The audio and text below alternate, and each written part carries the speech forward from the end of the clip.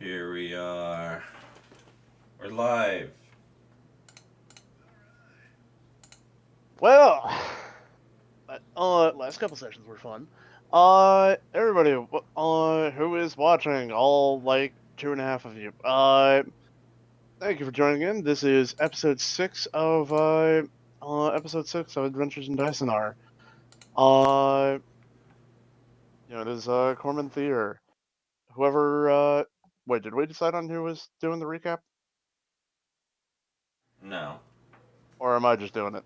I can do it. Okay. Well, you see, last time we were like gutting dragons, getting steaks, eating and shit. All we did was just have a good time, relax, slept in a freaking bed. Fucking crazy. Other than the whole almost dying to dragons, losing my first friend on the road. Definitely not true because I've lost many people in the past.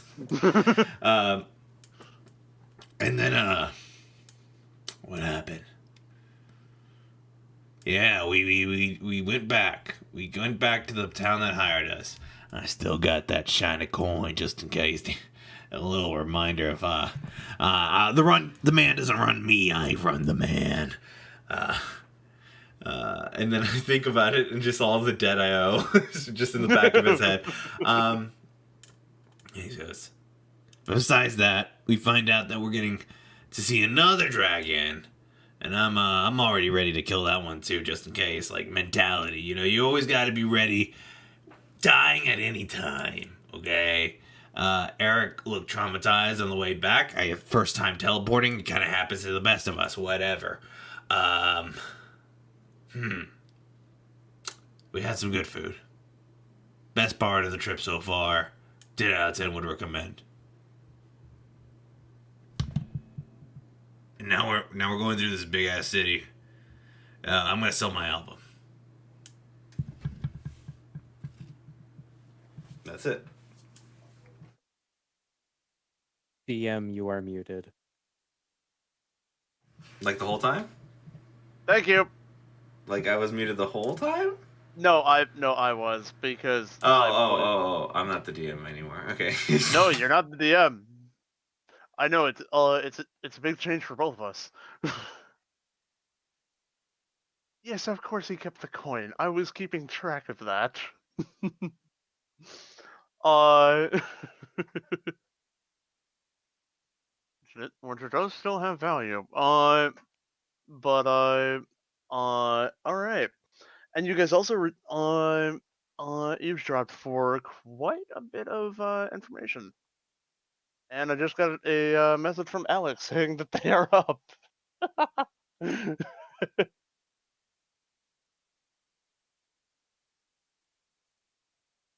Alrighty Let's then. keep And rolling. yeah, sorry, I was just replying to Alex, making sure they get in here. All right. And yeah, so you presented to Shawnee with quite a bit of information, and and you were granted an audience with the or you were promised an audience with Renthir the Wise, the ancient gold dragon of Cormanthyr, eldest of the Great Protectors.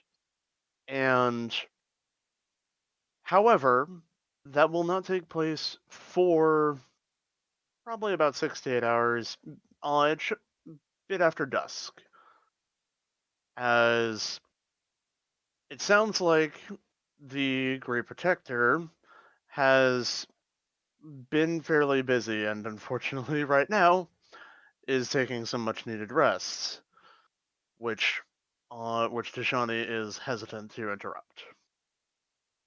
So, during this time, you all have some time out on the town. I know that a few different tasks were mentioned, such as doing some uh, doing some information gathering, getting uh, really Hawthorne, uh, doing some information gathering, getting some clothes worthy of an audience with such a figure, as well as anything else that you might want to get up to. You all did recently come into quite a bit of coin, and this is a sprawling metropolis. And as you all exit the hall where you had your meeting with Tishani, you step out and have a full appreciation for one of the first times as you're actually going out to explore the town. The town is not simply a stop on the way.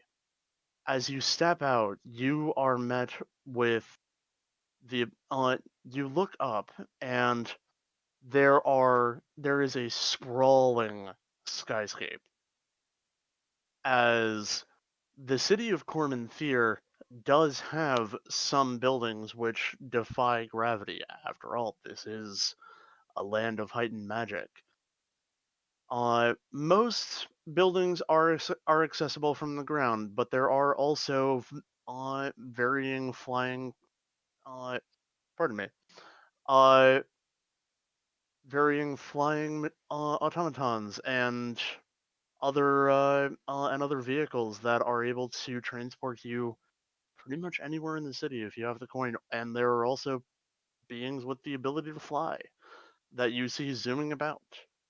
So, where would you like to go? What would you like to do? The city is yours.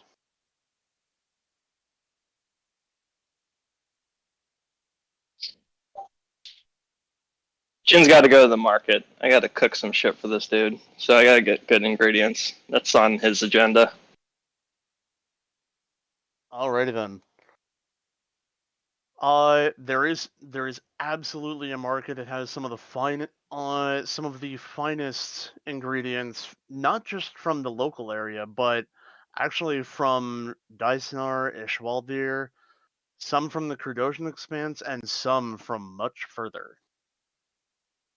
Do I see? Are any of my boys here? Any of my crew got a stall? Is anyone else going to kind of get in the Going to the market, and then anyone following Jin? I'm going to the magic shops. I need to find a new friend. Yes, magic shop. I'll Which be is I'm in sure it's on the Waterford? way. Yes. Yes. Yeah, I'm sure it's on the way. I'll come with you guys. I can't stick to one accent. I'm sorry. We don't want you to. We want as many I as we don't can know get. what he sounds like. Literally, no one told me when I made this character by myself. No one told me this. I haven't heard his voice yet. He hasn't. I hear him speak, but not his voice. Anyways. The address that the location that you were given for the magic shops, or magic shop, but you were told where where the proprietor is a bit quirky. Mhm. It is somewhat on the way to the ingredients market. It's a little bit of a diversion, but not too much. But for the And- sake of continuity, Jin will stick with the group. All right. And actually, as you're going through, you notice that along the main roads, as you're walking faster, or the world is passing you faster than you're walking, as it doesn't take long for you to realize that the roads themselves are actually enchanted to expedite travel within the city. So you can walk from one side of the city to the other probably less than an hour. But you make your way to the city, or to the city, to the address that you were given, which was that it was along the the gold ring, which the city of Cormanthyr is organized like a wheel, where there are several rings. There's gold, silver, electrum. No, I'm sorry. Gold, electrum, silver, copper, and brass. And the brass road is right along the wall. And as you go down that list, that is further from the center, further from the Palace of Cormanthyr, and the hall that you all have just left. So you go down one of the spokes, go along the Golden Road, and it doesn't take you long, as this building does stand out from the rest. From the towering spires, you see one building that looks rickety as hell. It looks like it's held together with the fantasy equivalent of duct tape. Is it duct tape? It's some tape-based adhesive, and you see an animated statue of a satyr, and and the sign out front reads, "Where's my fucking notes?"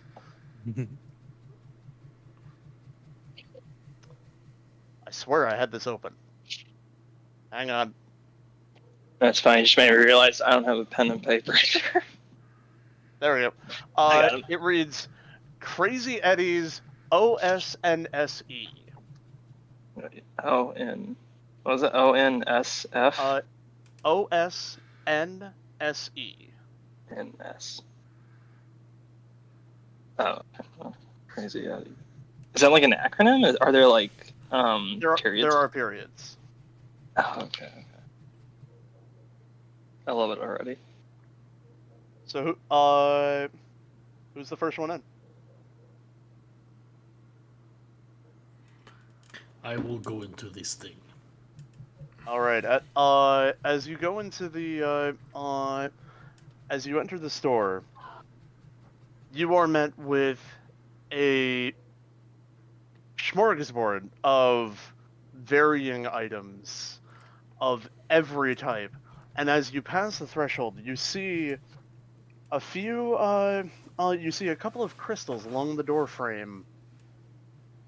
Yeah, you see a couple of crystals along the door frame light up as I'm trying to find this thing that Chuck sent me. Hang on. Sounds up to no good. Oh no, it's great. One sec. Oh, so it's definitely up to no good. Mm-hmm. No, his name's Crazy Eddie. He's totally on the up and up. He's very upfront about it. Any shadiness.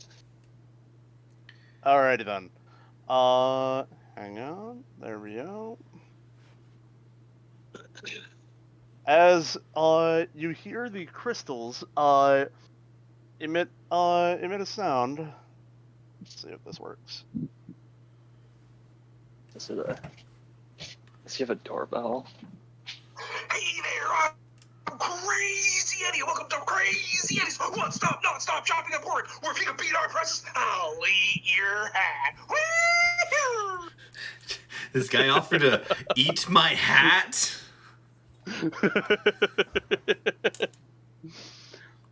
And upon hearing that, you see a door open, a door that wasn't there a second ago, open up in the back, and a male satyr wearing something akin to a Hawaiian shirt, but a bit more raggedy. Step out, bit of a pot belly to him, very long horns, and he goes, "Hey there, welcome, new customers. What can I do you for?" How much to eat my hat? And I'm Well, wearing that's that fucking blinged out helm. Well, that's if you can beat my price. That's if you can find somewhere to beat my price, and trust me, ain't nowhere in this place that ain't nowhere in this entire city that can beat mine. I look at the prices and I leave immediately to find better prices. No, where are you going? We have lots of money. I know. I just want to see this guy eat a hat. I'll be back. I may or may not be back. I don't You're know. going to look for competitors. Yes. I see. This is smart. As as Igor walks out the door, the satyr, who you now know as Crazy Eddie, leans over to you, Robin, and goes, "Well, it's actually not that hard to make sure that nobody can beat my prices. After all, there's only one other magic shop in this entire town." Yes, we were told you are the shop to go to. Well, you're mostly right. See, I have a very specific assortment, and that is that I only carry the finest of fine goods and other stuff. But there is one more if you happen to find something that you want that I don't have. I'm sure that But- will not be a problem. But allow me to show you around. What you looking for there, friend? What you looking for? What you got? What are we looking for, friends?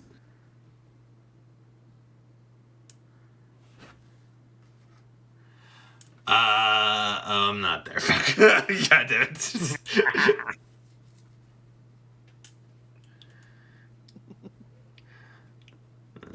I don't remember. Were we looking for something No. specific? No.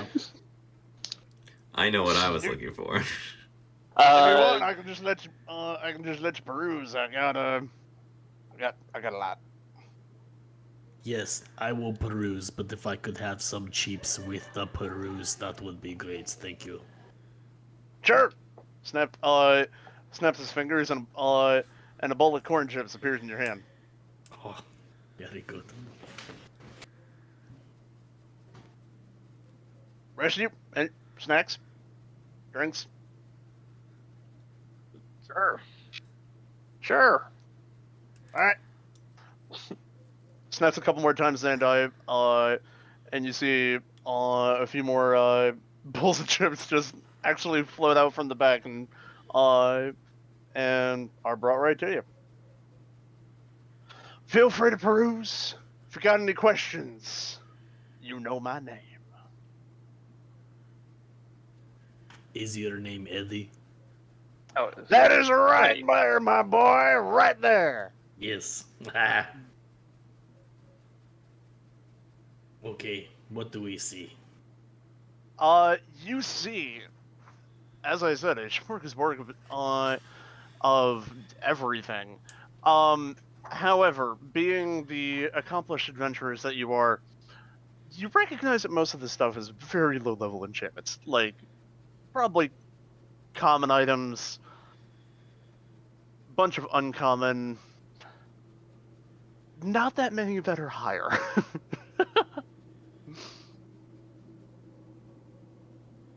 Do you have cloak that always billows? Oh, my friend, I don't just have a cloak. I have cloaks, I have robes, I have...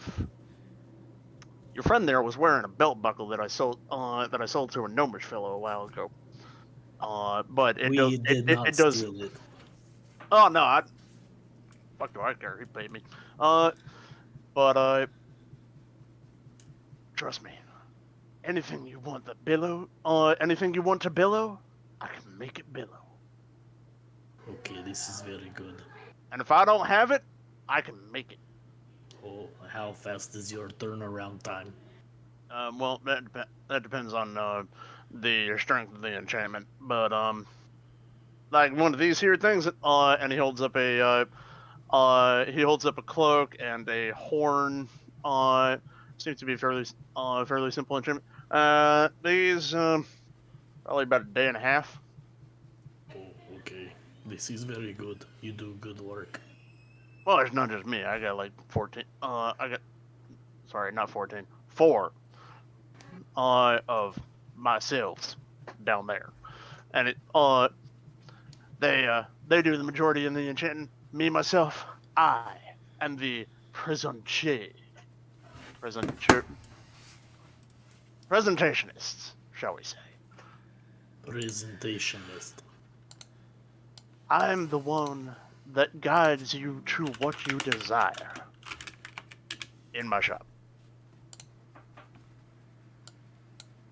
good. I want a billowing cape, but it needs alterations that I do not have ready yet. All right. I have to go hunting first. Hunting. Yes. What you looking for? I cannot wear trophy that I have not slain. Now, what exactly are you looking for that you need to slay? I need a cloak that billows, but that also rests on head as bear or wolf or ram horns. This is why I need to go hunting. Now, which of those would you prefer? Oh, do you know where there is game? Oh, I know where you can find quite a bit. Let me consult with my new shield brothers and sisters. Team, what would look cooler, bear, wolf, or ram?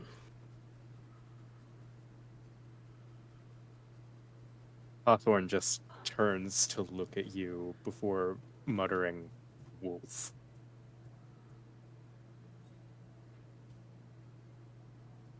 What do the rest of you think?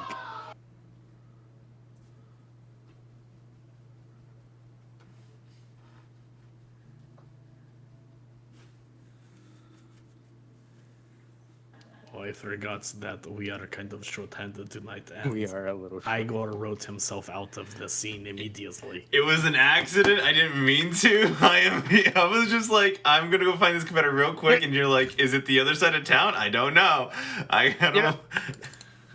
You know, is there a reason that your friend's been like standing outside asking random people for directions? I've used kinetic jaunt, and I'm running around town, and you just see me speeding everywhere. Where's the magic shop? I believe friend is looking for a competitor of yours. I mean, they're down on the Silver Ring. Well, they do not know that, but they very much want to see you eat hat. Where's the magic shop? I mean, Where is it? people keep pointing you back to Crazy Eddie. Yeah. I don't know what it's. I literally have run around the block because they're both just pointing directions, and he's not there long enough to like listen to an actual conversation, and comes back around the bend, and you just see him come in. He's like, "Oh, I get it. The magic shock was within us the whole time. My Oh, prices are lower than no. yours." What do you have to sell? I guess friendship. I don't know. I will take 5. Oh, how much? How much are you giving me for that friendship? You name the price, it is priceless. 0. Now, Ed, can you beat Sold. that price, Eddie? Don't sell it to me yet. Hold up. This is not gonna work if you immediately pawn it off. Oh, okay. Unfortunately, I can't sell friendship because friendship is the truest of bonds. Yes, Eddie gets it. And even I, as a master salesman, would not be able to deprive you of the joy of friendship. Eddie, would you like to go with us to slay an evil mage? I like you. I like you too. No. That was a very quick answer. I very much enjoy 3 things. Number 1, my shop. Number 2, this city. And number 3, Don't say it. We know what you are going to say, and there are little kids nearby. I was gonna say being on this side of the dirt. Oh, okay. I'm misunderstanding. Yeah, see, when evil mages and all that tends to end up with a few people buried. I very much enjoy being not buried. It is So the mages that end up buried. If their mages requiring people to, I can see if you're a caliber. Well, I'm pretty sure they don't usually go down lightly. But what? So you were asking about the By the way, what do you what you people call yourselves? You polycule, like a group adventuring types? You look like it. We do adventure, yes. I knew it. So y'all got like a group name? I heard that a lot of these adventuring types, they like all the groups, they got like these cool names, like the Sparrow Swordsman. I have a band. It's called From Ashes to Death. And I am part of a shield wall called the Battle Grim. Hawthorne is a- part of the Stitched one. Like I think that's their collective. I am what's known as a soul stitcher. Rare practice. Hawthorne, roll an insight check for me. Oh, most certainly. That's a 12. Okay. Even with that, you notice a very slight break in the facade and a somewhat look of surprise and recognition at that name. You've heard of the soul stitchers, Eddie. I heard of them. Didn't think they were real. Oh, they're quite real, I fear. Thought they were nightmares to thought they were nightmares meant to scare little kids into doing their chores. Certainly worked on me and my folk. Oh, nightmare is certainly true, though I don't believe we were intended to become bedtime stories. Well, it's an honor to meet one in the flesh. Just do me a favor. Don't follow through on bedtime stories.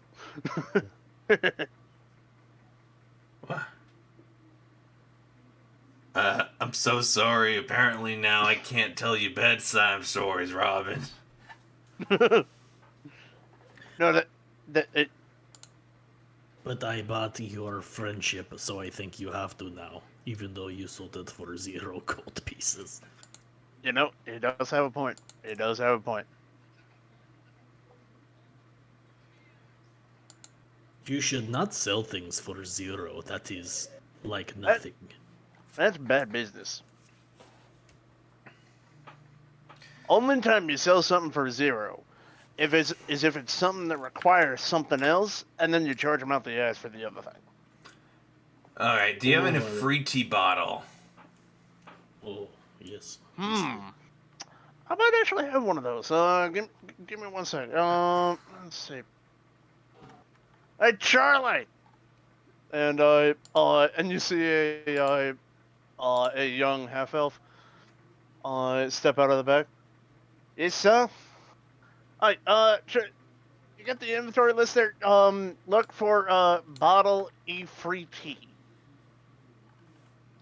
Yes, I know how to spell it free. Yeah, you know what it is. Okay. It's not with an E. Unless not? you really. It's with an I. Ifrit? And I kind of like, I wiggle my eyebrows. I don't see anything on the Ifrit. He's fucking with you. No, I'm not. I wiggle my eyebrows again. Nope. I do see something under Ifriti. Looks like we have one, but there's an asterisk. I'm not sure what the asterisk is. Alright, give me 1 sec. Is it used? What?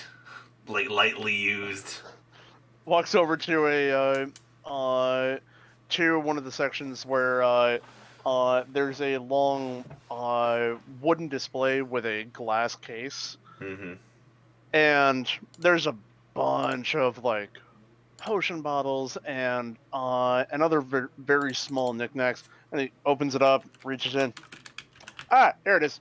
And there's a note attached. Previously opened. 2 uses remaining. So you can call the fucker 2 times.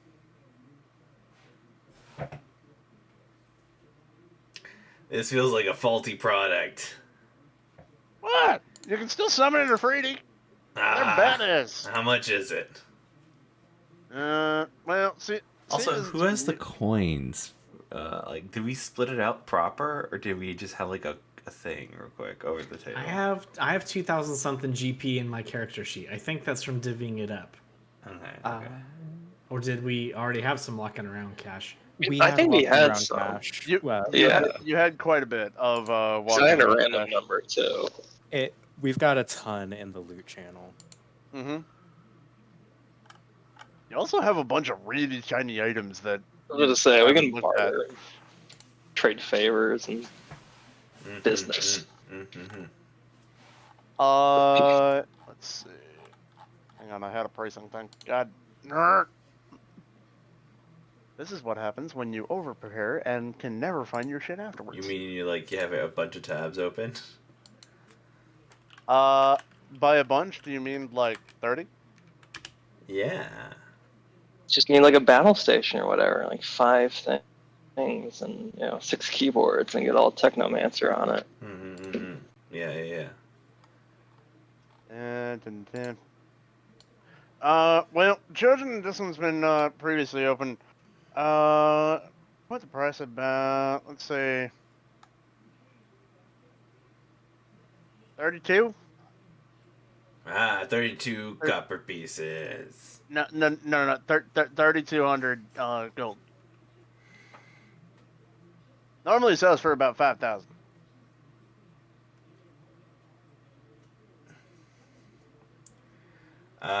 Best I can do is 28 gold pieces.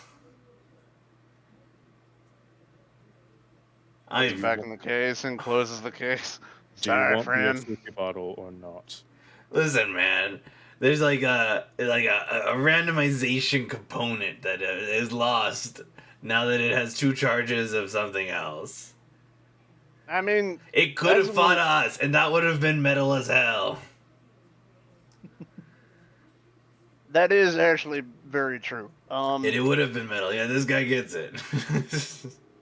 I may have another one coming in like a week and a half, but I don't know. Friendship has to happen like now, not like a week and a half.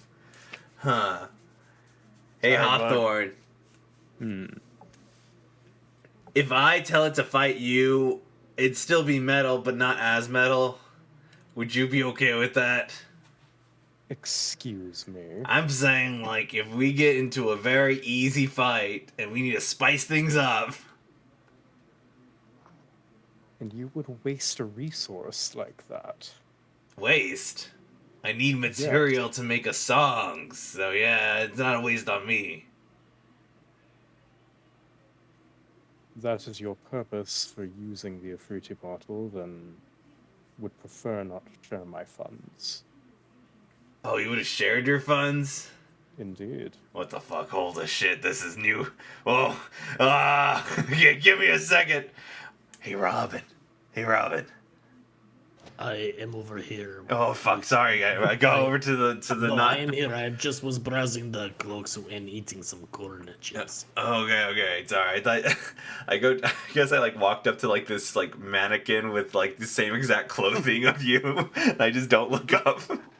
No, that's Robert. The mannequin is Robert, not Robin.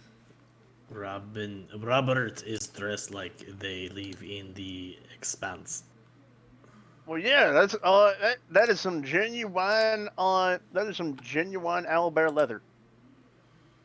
Oh, Hawthorne, I did not think about owlbear billowing cloak.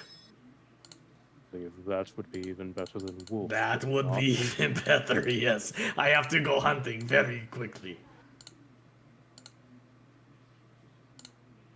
Okay, but anyways, Igor, what do you want? Igor, did you fall asleep? I know that happens sometimes. No. Sorry, I was looking through these goggles. I was trying to make sure it was like I kind of knocked out. Sorry, that's on me. It is okay. Let's see. I kind of look around and I'm just like, all right. I mean, we don't have to kill this thing immediately. We might get another. This is so tough. What do you want to kill? Well, we gotta kill your wolf, right? We have changed that to owlbear. Oh, we gotta kill your owlbear. Well, and I can't help you, right? I just gotta watch. No, you can be part of the hunting. Do you need the final Team. blow? Yes. Ah, This is okay, very yeah. important. Yes. But why? Why? You seemed like you had a question. Oh yeah. Hey, how much money do you have? I have over 2,000 gold pieces. Okay. And I have that much because you charged 0 for friendship. Yeah, okay. Okay, my friendship You went should up. not charge 0. 1,000 gold pieces for friendship. Okay, I will take this. Wait, no, You must I'm... call yourself Shield Brother. Okay.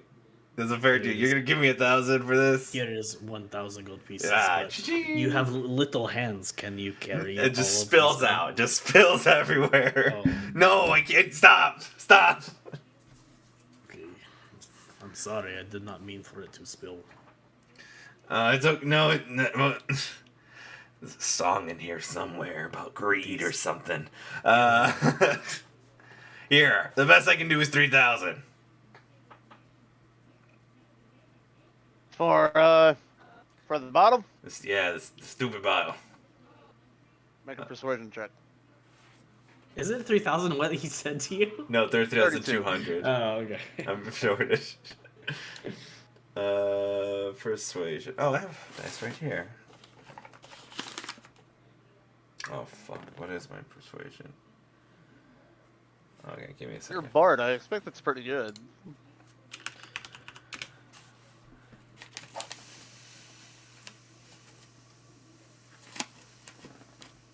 Okay. That needs to be a little... Alright, I rolled a 19. But let me tell you... It is a 19 plus 4, I think. I'm just gonna assume it's 4, which means probably 23. Opening up my character sheet, meow. It is... Character sheet for these? Oh no, you have a +9. I have +9, so that's a 28. 28. Yeah, I can do 32. Or I'm sorry. What? I can do. I thought I had a good persuasion. Yeah, My apologies. I misspoke.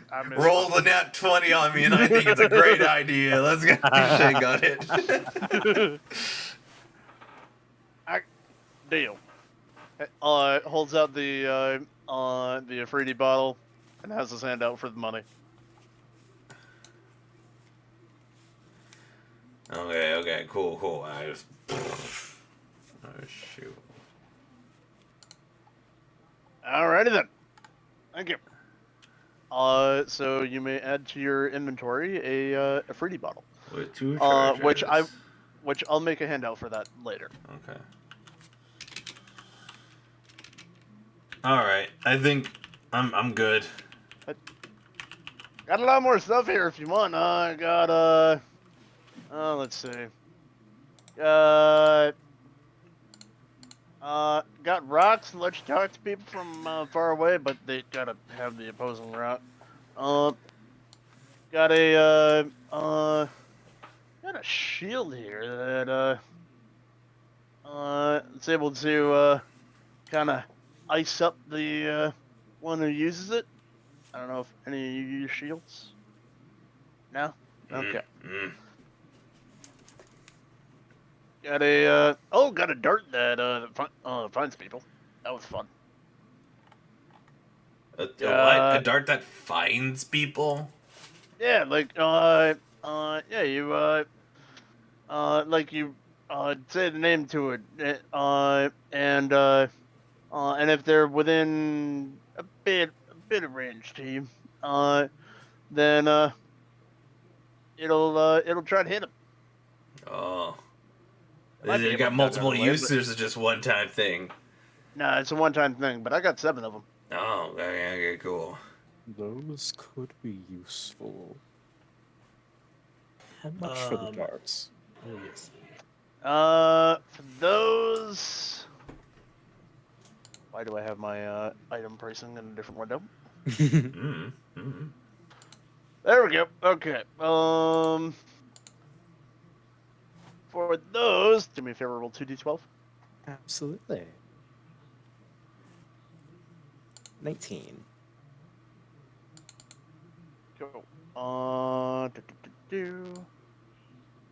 don't need to roll that to GM, I apologize. That's all good. It's a super secret. For those, it's about 210 per.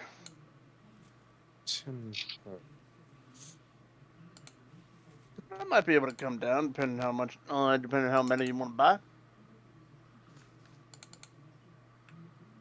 Also, if you want, we don't have to do this all like by item. You can gather up a bunch of items that you want, and like we can work on that. Might be good as well.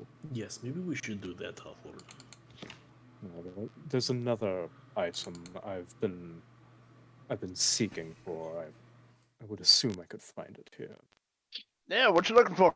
You wouldn't happen to have an opener's chime, would you? Like one of them ding dong rods that makes locks go pop. Indeed. Let's see.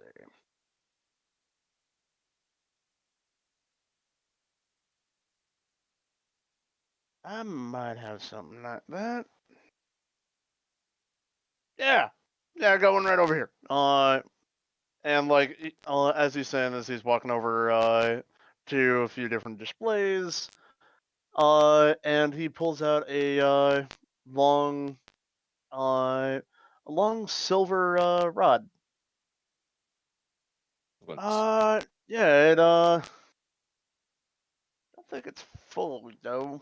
Like the Afridi bottle. Adventure traded this in a little while ago. But yeah, no, should be able to. Fewer liabilities with an opener's chime. I mean, the chime does make a pretty loud thing, so best be making sure that nobody's listening. Indeed. But yeah. Right now I think I got that one.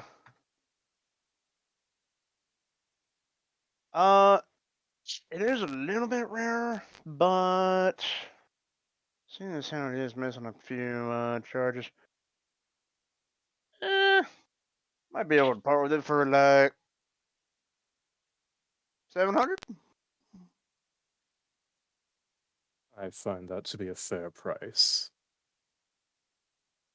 We will put it in cart. All right. Keep bundling, you know. Pulls out a small basket, and oh, by the way, how many of the darts did you want to put in there? I got 7 of them. Would anyone be opposed to acquiring all 7? I believe if we're able to find the name of our mage, they could help immensely. We can put in cart and always change mind. Indeed. All right. Puts a 7 of them in there. Eddie. Oh, is this one of your people? As you hear as you hear behind you, the same. Hey there, I'm Crazy Eddie. Welcome to Crazy Eddie's one stop, non-stop shopping report. Where if you can beat our prices, I'll eat your hat. Woo! As you hear that from the crystals at the doorway as Eric comes in. Oh yes, this is Eric. They show up late to everything. I know the talk, but hey, as long as I got coin, I'm your friend. Cool. Then I missed. What happened? We're shopping we for items. shopping. You missed this, and Jin's gonna walk over. He's gonna try to figure out where the laser beam is for this thing, for this chime, and just kind of wave his hand where Alex's character just walked in. Funnily enough, as you're doing that, it doesn't go off, and Eddie looks over to you and then goes, They don't go off more than once a minute, and once they go through, they don't trigger for you for. I think it's like an hour. Be pretty annoying if they kept going off just because the fly decided couldn't decide whether he wanted in or out.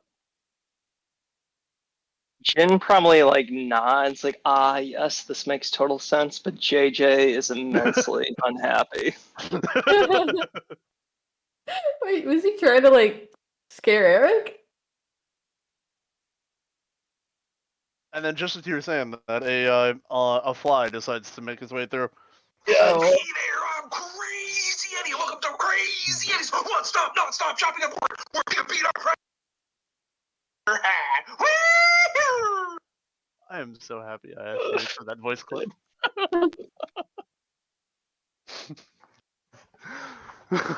Said it's an hour that it lasts? Is that what he said? Because I'm coming back in 61 minutes. It's an hour per the individual, and then but like it's a minute between any activation. Setting an alarm. Okay, cool. Eddie, we are trying to locate somebody, but we do not know much about this person.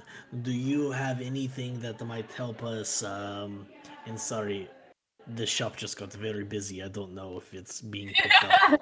You see three more copies of Eddie all come out from the back, Yes. and begin helping the group of ladies that just entered. Yes. Which- yes. Which I don't want to play it again over the thing. No. God. Yes, you do. But I'm not gonna is play there it any- again, but you Uh-oh. hear it like twice more. Sorry, Eddie. It is very hard to concentrate with these ladies that are. But anything that we could spy on somebody or try to ascertain their location. One of my elders mentions like being able to look through a crystal ball or something. Guys, I have a crystal ball. Oh. And what you seek shall be found right in front of you. Like a magical crystal ball that you could spy on people with. Yeah, I got that. Oh, okay. That's how I found you guys. Okay, well, do you have anything like that, Eddie, that might do something similar but different?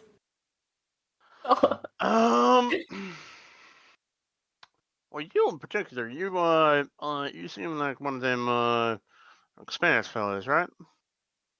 Yes, and I use the magic. Well, I don't like sending you to my competitor, but they are from been a while, but Emil there is from over the Stormfrost. They what was the term they used? Among other things, they're known as a blood writer. One of them tattooed spell folks.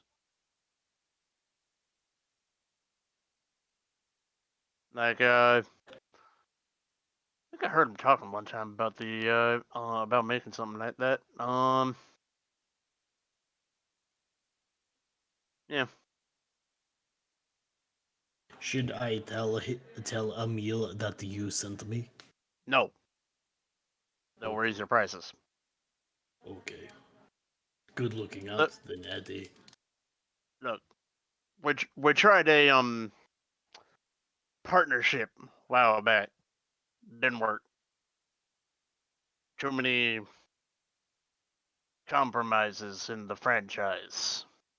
Communication is essential in a successful partnership. Yeah, tell that to Emil. Yes, and you have to understand that different people have different love banks, and you have to figure out how to feel their love bank. Yeah. Like for Anyway. me, I enjoy when somebody does an act of service for me. That helps feel my love bank.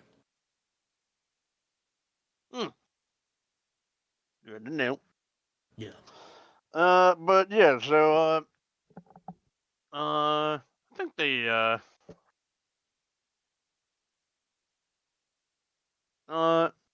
if you're looking for some for like tattooed something like that, I might be able to hook you up. Oh, think no tattoos. I can only receive tattoos from Battlegrim elders. you said Battle Cream? Battlegrim, yes. I think that was their old clan. Oh. Again, don't Oh, think they've been there in a while. you mean Emil Clubfoot? I don't know their last name. They, uh, non-binary, silver dragonborn fella. Clubfoot, Emil Clubfoot. Yeah. I think that was the last name. I will go. Well, don't go yet. You yes. ain't done shopping yet. I mean, No, after yes. all, this is crazy. It is one-stop, non-stop shopping emporium. Yes, I will not go yet. I don't like to write myself out of scene immediately. But when you go, just don't tell him. Don't tell him you heard about him from me. Igor is going to the other people in the store saying, "Hey, you want to buy my CD?" Yeah, who are you? I am Igor. You might know me as Flower Child. Never heard of you. Okay, and then I start singing. Crawling in my skin. Do not sing any more than 6 seconds. Yeah, I cannot sing more than 6. I think it's Fireboy. They actually seem rather impressed. Yeah, I believe my granddaughter listens to some of that type of music. I believe she got it on. I believe she got the crystal of it last year. Oh. Well, this is new, I think. I don't know. What was the album called? Black Ashes. Oh, this. And I tap it on. This is good. It's called The Goblin Chronicle. It's my innermost work. And this is a good present for your granddaughter or daughter. I totally forgot. Was it a niece? Granddaughter. Yeah. Said it right the first time. That's just on me. You are funny. I'll give you that. Yeah. Maybe. That's one thing they've told me that I am. How long are you in town for? I have no idea. I just go with the flow. Alright. Not the buying me tonight, but maybe another. And they go back to talking with their they go back to talking yeah, like the woman that you were talking to seems to be like the other clerk half elven, probably like not quite middle aged. And as she turns away, she does slip a piece of paper into your shirt pocket. Hey, what are you doing? She doesn't acknowledge you. Oh. Okay. That was weird. Why give me your trash? Do you pull it out? I do pull it out, yeah. But I don't read it. I just give it to Hawthorne. There you go. Suppose I'll read this. If you're ever looking for fun, look for the pearly white house on the Silver Road. Oh. Hawthorne hands it right back to you. Not I- my type, I presume. Okay, hot potato, and I give it to Eric. Ah! Okay, I read it. And okay. So Eric reads it. And then let me roll for this. Oh no! Actually. Okay, I don't need to roll for this. You notice that Eric's ears get a little bit red, and then he gives it to Robin. He's like, take it. I love how this is making its way around the group. Thank you.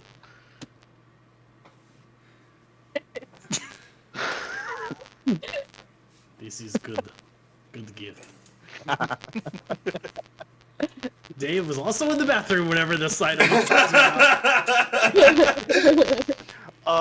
On the note, which you don't know the origin of, that Eric has handed you, it says, if you're ever looking for a good time, look for the pearly white house on the silver ring. Oh. So many people are giving away their friendship around here. This is a lovely place.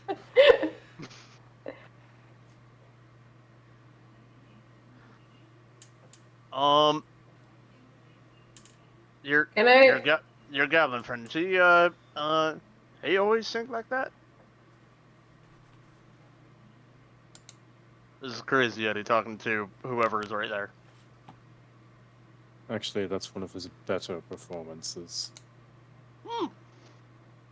Might need to hire him. It's a bit stale in here sometimes. Anyway, so what all were you looking for? You had the chime opener thingamajig, and the dart seeker things.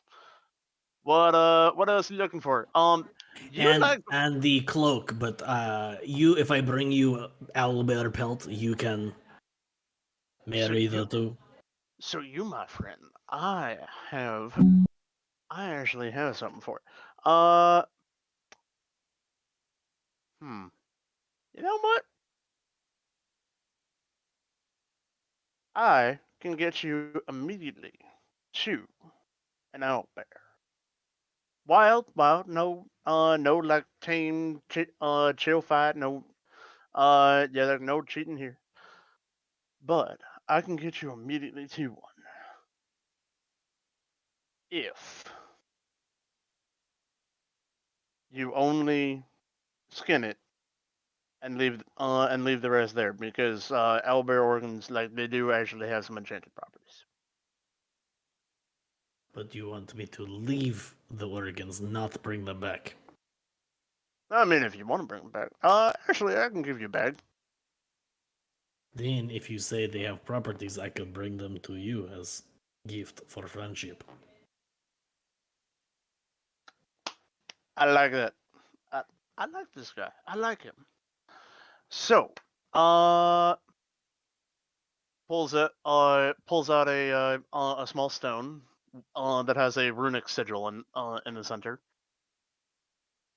All right. So, hold that. Puts it in your hand. It is cold. Well, it's late. Only one that I can find at the time. So that is to get there. And Jeff, where'd we put the return crystals? And a few moments later, he hands you a red crystal about that big. All right, and that is to get back. That will take you exactly to the home of a pack of owlbears. Though I don't think I think only one's there right. And you see his eyes glaze over for a second, and then they return. Yeah, one's there right now. But you said this owlbear is wild and dangerous. Oh, they are. Oh, okay. Because it almost feels like cheating. Well, it's not cheating. It's expediting. Yes, okay. But I will warn you, those crystals can sometimes be a little bit fucky. But that yeah, if you want, all you gotta do to get there, crush the one in your right hand, and to get back, crush the one in your left hand. They're one use each. And if anybody's touching you, they'll go too. I have very strong grip. This will be no problem. All right. You want to continue shopping, or you want to do that now? That is up to my friends, I think. What y'all want to do? If you all want to stay here while he does this, I got a great room in the back that'll actually put this up as an illusory screen. You can watch the whole fucking thing. Interesting. Wait, what? We're gonna watch a movie? I don't know what that is. Well, it's more of a live viewing of a remote area, otherwise known as watch your friend beat the shit out of an owlbear. Interesting. I'd rather be in the pit. Not much for this, like, watch it on the big screen kind of thing. I'd rather just be in the mix. I mean, you can go with him. I'm going with you, Robin. That is because I bought your friendship. See, capitalism. No, this is just because I hate capitalism and everyone wants to see a big venue with screens, and all I want to do is be close to the action and in the pit. You know, Fall Out Boy hasn't had a good concert in 6 years. Goes on a rant. You want the big trouble is what I'm hearing. Yeah, big time. All right. So, you want to do that, and then I can actually get my guys on enchanting it. Yes, who wants to touch me? What?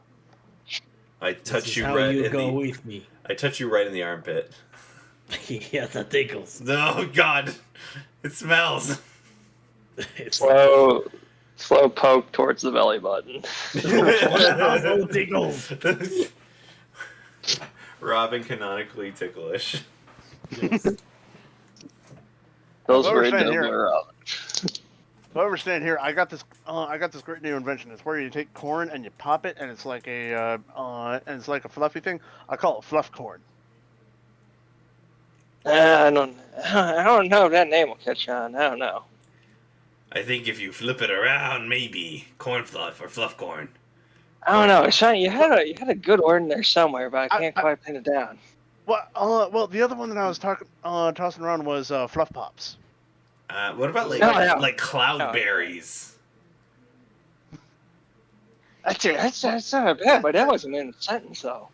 Yeah, but they're not berries. Like I can see if we But if we were able to pop like. Clouds aren't Well, berries. that's for the either. marketing team to worry about. That's their problem now, isn't it? And I am my marketing team. Well, there you go, Eddie. Let's call him Jerry. No. Jerry's one of my associates. Well, there you go. Paige, I'm glad that we have provided you with so much entertainment. This is great. I'm sorry I haven't been able to do more RP, but this is great. The mannerisms for this shopkeep, by the way, all shade. Can All shade. Can we just do a verbal shout out to Shade? Hell yeah, Shade, fucking awesome, man.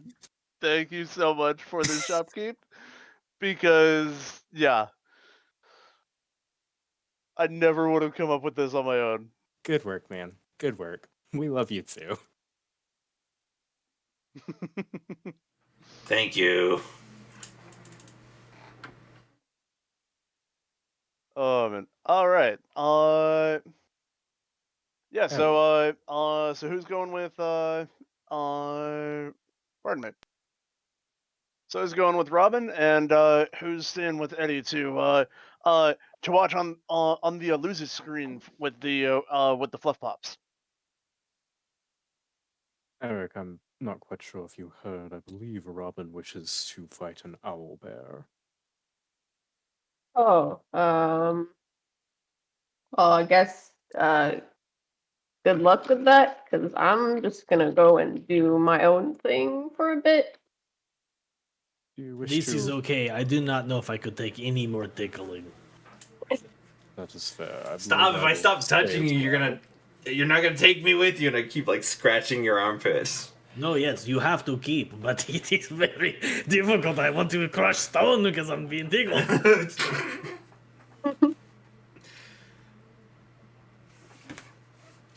Good. Yeah, I mean, I just walked in. I kind of want to explore around the town a bit. So you guys have fun, I guess. Believe I will stay as well. Oh, you're turning to Eric. You're not you don't want to buy anything? Trust me, I got tons for sale. What you got? I didn't have a chance to see. What you need? I got I got. Hey, you one of them caster types? Yes. So you can. I got some. I guess. I got some robes that might do you some pretty good. Only got one set right now. Fortunately, it's been on back order. The majors here have been buying them up like nothing. But yeah, got these robes. Co- yeah, spun from threads that are specifically sensitive to magic.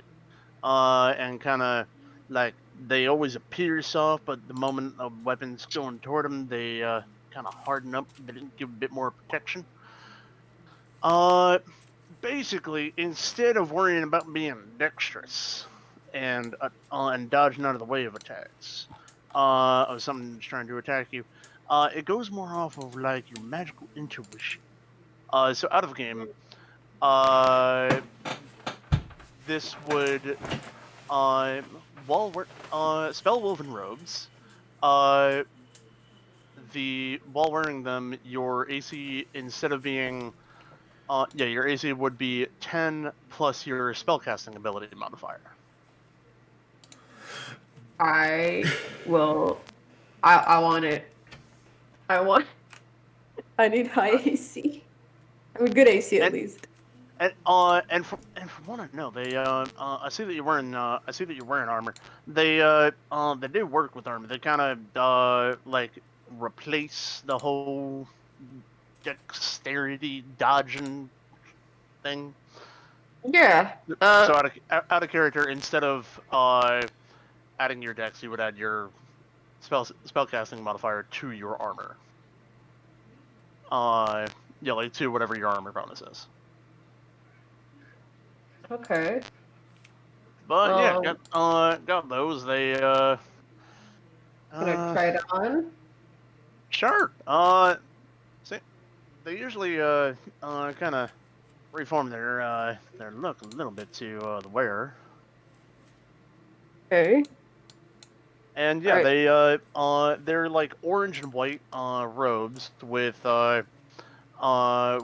runic runic symbols running down the sides. Ooh. Uh. Okay. That looks interesting. Gotta figure out how much my AC would cost when I put this on. Oh. Oh, I don't know if that makes a difference. So for you specifically, one second, let me open up your sheet. Yeah, I can't. I'm not gonna Your figure it out. your spell mod is charisma. So your AC would go up by 2. Two. Honestly, good enough. I'll take it. Oh yeah. Yeah, right now because they are on back order. That, like I said, the mages here have been snatching them up. These are only here because some fucker commissioned me for them and forgot to pick it up. But his loss, my profit. And currently I got these going for $4.25. 425 gold. Yeah.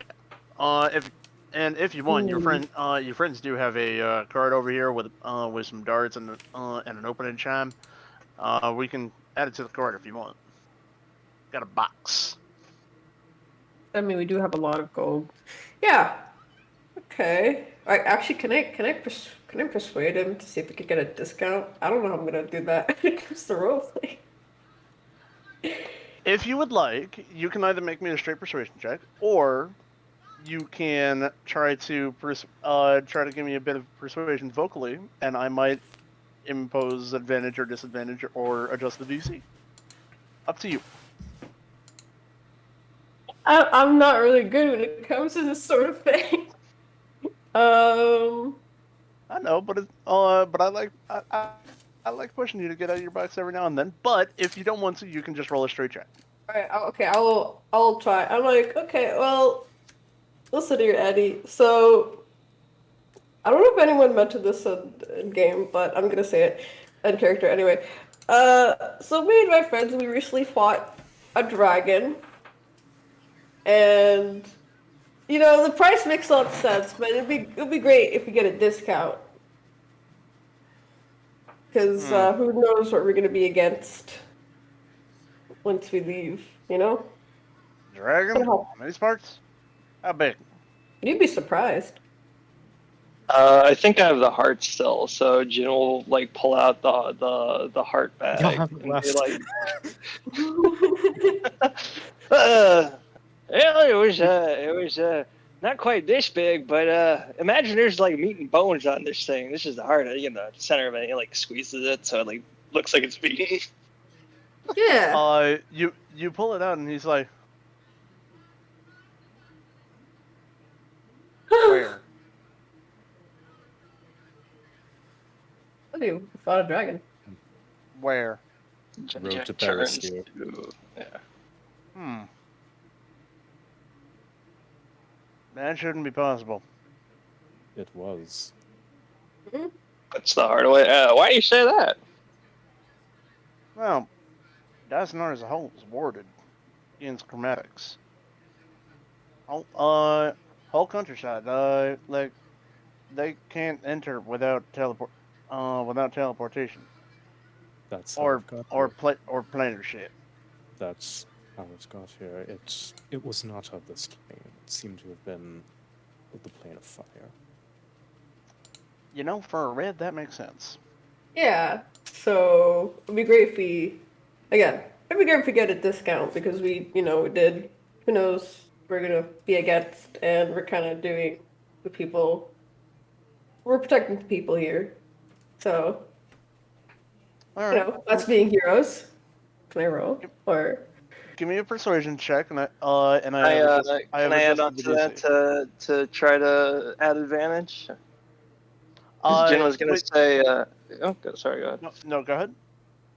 Jim was basically going to say, like, well, yeah, I'm sure if you said there's only your shop and the other one, if word gets around, the Dragon Slaying Adventures frequent yours of business might something along those lines, something quick, and yada yada.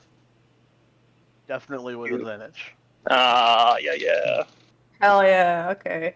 With advantage, and I have lowered the DC. Okay. Because it Capitalism. was that was a very good combo. Hell yeah! Jin gets the business. He gets Is it. there a feature that I can click on in the sheet for advantage, or just do a roll twice? Yeah, up at the top, you see the normal, or the advantage, normal, disadvantage. Oh, okay. Thank you. Toggle that to Okay. advantage.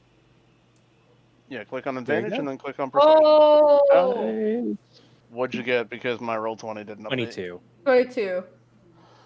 Let's go! Discount! I know- already bought mine, god damn it. Alright. You said we're adding it to the cart, so I'll keep this in mind for later, but, seeing as how you did slay a dragon, then you're gonna be telling people that you slayed that dragon, right? Yeah, of course. And then you shop here?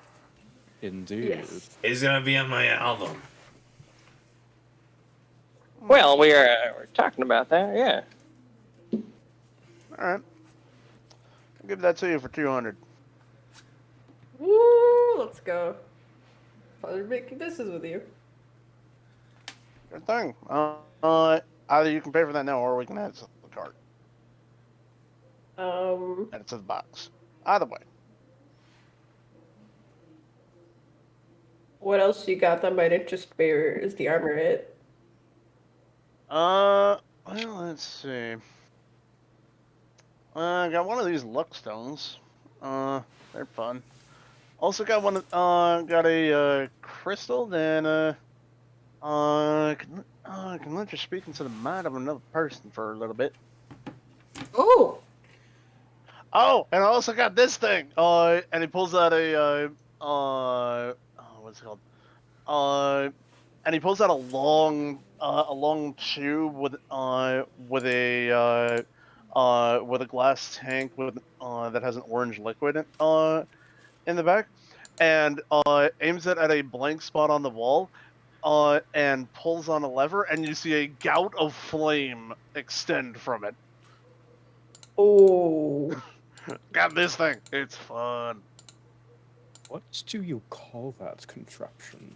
Wasp be gone. Interesting. I used it on the wasp nest, and well, they be gone. Right. I'd assume that they'd be ash at that point. You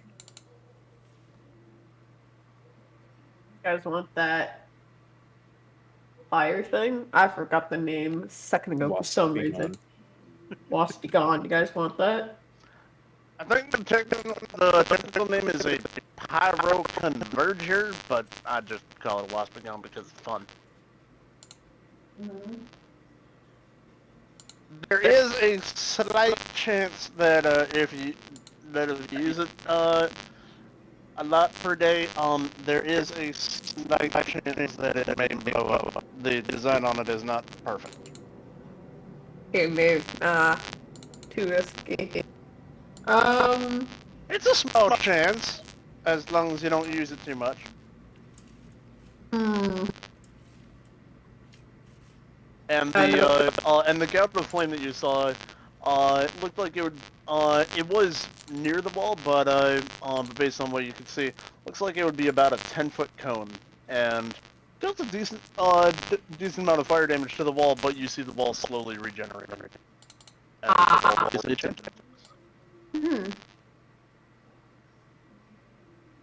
Could be useful. Indeed. Any of you object if we added that to the cart? It isn't currently recording. That's quite cheap for something of that caliber. Well, I have to take into account the price that it might blow up. The contingencies, indeed. I don't care. I got my thing. And before I go, do you have anything to protect the mind from like being possessed and stuff? Oh, that is a good question. Yeah, I got one of them rings bound around somewhere. He pulls out like a box that he opens, and you see it has like 20 rings inside, and he goes, no, and goes through it for a minute. Is he just tossing them, or? No, he Okay, I was gonna snatch them shits out of the air. like he's holding them up, looking at them for a minute, and then Okay. yeah, nope, that's not what I'm looking for. No, I just thought I saw you doing like a hand motion, but I was like, is this guy really crazy? Like, okay. Which, by the way, as he's doing this, you do see on the wall behind him, in a glorious frame, one single ring that has 3 dull diamonds on the side. Let's see. Oh, this one. Got this one. And he pulls out a ring with a gold band and a purple and a purplish engraving of what appears to be a humanoid brain. Yeah, this one. kind of protects the mine bucket. And yeah, basically it keeps people out. Makes it harder for people to see. Out of character, this is a ring of mine shielding. Do you have more than one? Okay. It'd be Nope, very only one. healthy. Ah, I guess one of us could bear it. We should put it in the cart. Indeed. But Yeah. I prefer that over the pyro converter, I believe. The more I think about it, I think the contingency is a bit too high. Oh, well, it's not that bad. So basically the way it goes is, and he'll explain this in, technical jargon, but, oh, by the way, the ring mention, I got that right now for, $350. And the price on that is lower because, it's a bit chatty. Interesting, alright. As for the pyro converter, so the way that works, is, also if you look this up on D&D Beyond, it does not require attunement because, even though the item on D&D Beyond does. Yeah, but, this one does not because I say so. Alright then. But as an action, you can use the pyro converter to protect fire in a 10-foot cone. Each creature in that area must make a DC 13 dex save, or take 4d6 fire damage on a failed save, half as much on a success. Each time you use the pyro converter, roll a d10 and add the number of times you have used it since your long rest, not including the one that you have just used. If the total is 11 or higher, the pyro converter malfunctions, you take 4d6 fire damage, and you can't use the pyro converter again until you finish a long rest. So it doesn't blow up entirely, it kind of backfires. Okay. Oh god, I wish Quincy were here. I feel like that would be a great item for him. We could get it and save it for him. I think Or we should... we could just ask Quincy. They're standing right over there. The... And then resolve it next week. Fair enough. Get a Max, and it's Quincy's automaton is picking up something from the top shelf. Yeah. I put that down. That was just for decoration. You put No. You twist that the wrong way, you'll blow up half the city. You just see this the rotating arm of Max is just going in like a big circle because it doesn't have any choice. It just. Eddie, do you sell spell scrolls? I do. Hang on. And pulls out a wand of his own and flicks it toward the wall, and you see like this section of the wall that had various armor pieces and weapons. Everything moves in a little bit, and then the wall itself flips around, and it is basically a bookcase of scroll cases. What you looking for? I got some up there that are really expensive. Some down there that are sort of expensive. The ones in the middle are the cheapos. I don't know, guys. We're counterspell, non-detection. I guess I could do this in character. We are looking for a mage, so maybe something to find the mage or fight the mage. Counterspell, non-detection. Got that. Non-detection. Yeah, I got that one too. I mean, like fireball. I was wondering if on the nature of scrolls, if you had something that would make someone fly. Fly. I don't have that in a scroll, but I do have that in a different kind of item. Let me see. Where in the hell did I put that? Yeah. Yeah, I got a potion. Got a potion that'll that you drink it, and for I think it's like 10 minutes. You'll be able to zip through the air like nothing else. Well, I'm interested in that, and definitely any of the anti-magical spell scroll type capabilities that you're informing my friend about as well. Alrighty then. Isn't there a spell that is like anti-magic? Anti-magic sphere? Oh, that sounds like something I was describing, yes? Yeah, well, here's the thing. Spell scrolls are finicky. Gotta be able to cast, like, at least that level Oh, of... that is very spell. powerful. Well, yeah, did not know that. and if you can't, like, as long as eventually you could learn it, there's a chance that it might work. But there's also a chance that it might not, in which case you have just wasted a very expensive item. I did not realize how powerful of magic that was. It is. Oh, you wouldn't deny magic in an area that'll fucking do it, but yeah, it's powerful as fuck. There are a few reasons I haven't sought any of those out for my own purposes. That is the main one. Oh, you one of them mage types? More of a mage. Oh, okay. I'm seeing a couple of you coming through. A couple of your type. More recently. Gulps. Makes sense. If you all would like, just for kind of, just for session time, we can do more shopping during the week, like just over texts, if you would like.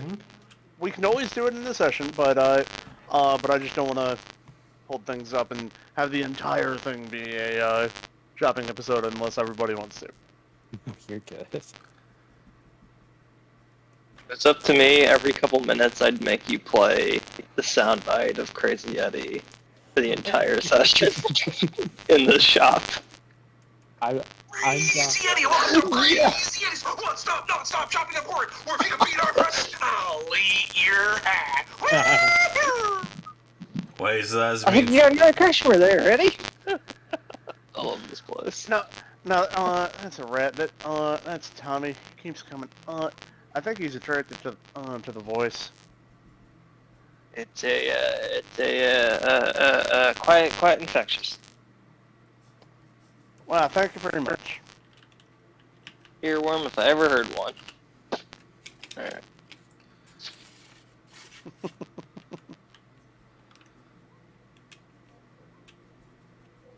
Okay, I'm okay with doing some stuff off stream. Yeah, same here. Okay. Yeah. Yeah. So we can go ahead and Go take care of punch an that. owlbear. Alright. Yeah. Do you want to do your owlbear thing? Squeeze the rock. Okay. Now, since Poke. you didn't really tell anyone, I would like got monkey reflex. whoever Oh. I would Well, like they're my whoever armpit and wants- belly button, aren't they? Yep. Yeah, we're just every now and then being eager to poke. Yeah, pretty much. Okay, I imagine like you said squeeze before you actually squeezed it, and the two of you just oh shit. I am going to squeeze the rock now. Oh, okay. Whoever's not going, come with me. I got flip flops. And you disappear in a flash of arcane energy. We are here. As the smoke clears from you crushing the rock and being surrounded and teleported through this runic sigil, you appear in a snowy area that is actually somewhat familiar to you. You would recognize this as the base of the Stormfrost Mountains. This would be a bit north of the Scaled Bastion, but still on the Dysonar side, between the Stormfrost Mountains and Farion. And as you're advantage. And as you're there, you feel the snow crunching beneath your feet. That feeling of, yes, home field advantage. As you hear from behind you, oops, that wasn't supposed to be that loud. But you hear, Hold it. and you turn around, and what you initially think is Hold two. on, I just unplugged my headset with my foot. It has deafened you with its roar. Okay, I fixed it now. And the owl bear kills Robin. Oh, that went very fast. No, but as you turn around, what you initially think is two owlbears staring at you, you realize that both the heads are attached to a single body. This is going to make an epic cloak. As both heads turn toward Robin in the center, and you hear a guttural growl. I would like everyone who's there to roll initiative. Drag your tokens out to the map. Oh yeah, I need the map real quick. 1 second. Alright, I'm not even there. No. Good luck, guys. You know what? Actually, we're just gonna do this theater of the mind. You don't Okay. need the initiative tracker either? Yeah, I'll pull up the initiative tracker. There we go. Oh, I should probably clear that. My bad. I don't see it. I Sec. just see mine and Robin's. It's probably, yeah. Oh, don't right, trust- because That happened to me. Yeah, it's cross map. Yeah, it looks empty to the DM, and then like in 2 minutes it just repopulates. It completely effed up my last session I did. Nah, yeah, like it repopulated on mine. Okay, cool. Because you're using different tokens. Oh, we need to drop the token, that's why. Wait, we're over like here? We're somewhere in the mountains, he said, We are, right? we are. Okay. Yeah, like right about here. Okay, cool. For the folks at home, so they don't get confused. We're by the Scale Bastion. Yep. Alrighty then. Let's see. What? Here, 1 sec. I got you. Yeah. Add turn, and what are you? 24 too. Alrighty then, and the two-headed owlbear, which I imagine this fight will not take very long. Okay, cool. Yeah, he rolled a 2. So, yeah, he's going last. And Yes! shrink this down. But yes, this is what you're facing. And alrighty then. So with that, yep, that works. Okay. Jin, go ahead and take your first turn. How big is this thing? Is it medium or bigger? It is large. Alright. I'm gonna kind of look to Robin, just kind of recalling non-verbally, but Dave helped me out. This was like a battle of honor and something that Robin needed to do. Yes, Robin Right. just needs the killing stroke. Okay. No, that's not Jen. That's a different character. Alright, I will... I hate going first, I'm sorry. I'll just can run always- at it. I'm You can always hold sure... your turn if you want. Yeah, you know what, if you'll allow this, because I feel like this is Robin's dance, I'd like to let him be lead on it. So if I can hold, like, I guess my action to, You can actually defer your turn if you want, like, and just move yourself down in the initiative order, if you want. I don't know about all that. So, Or you anyways, can hold your action. Yeah. If I'm not too far away, Let me double check the tattoo really quick. I'd say you're probably right up on it. I can't use intellect on. Yeah, this will be fine. We're not gonna be. Oh, you said we're on. I'm gonna hold my action to attack the bear once Robin has made an attack. I want him to leave this party. Alrighty then. Next up is Igor. Alright, I like, hey, hold up, wait, and I see them starting to like get ready, and I just use my entire turn to like pat off some snow to sit down, and then I just take out a pen and quill. I'm like, okay, you guys can fight now. Alrighty then. Robin. Robin aims his bow at these future pelt, and he releases a string of spider webs as he casts web. Hopefully there's like trees and stuff, you know, to kind of anchor it. Yeah. And he's gonna try to like net the owlbear. Alrighty then. What is that? Dex save? Sounds right for web. Each creature that starts this turn, yeah, dex save. Cool. 14. Fails. Alright. So they're considered restrained. Yeah. Awesome. And then sorcery point to quicken Eldritch Blast. Hell yeah. Advantage on all these strikes.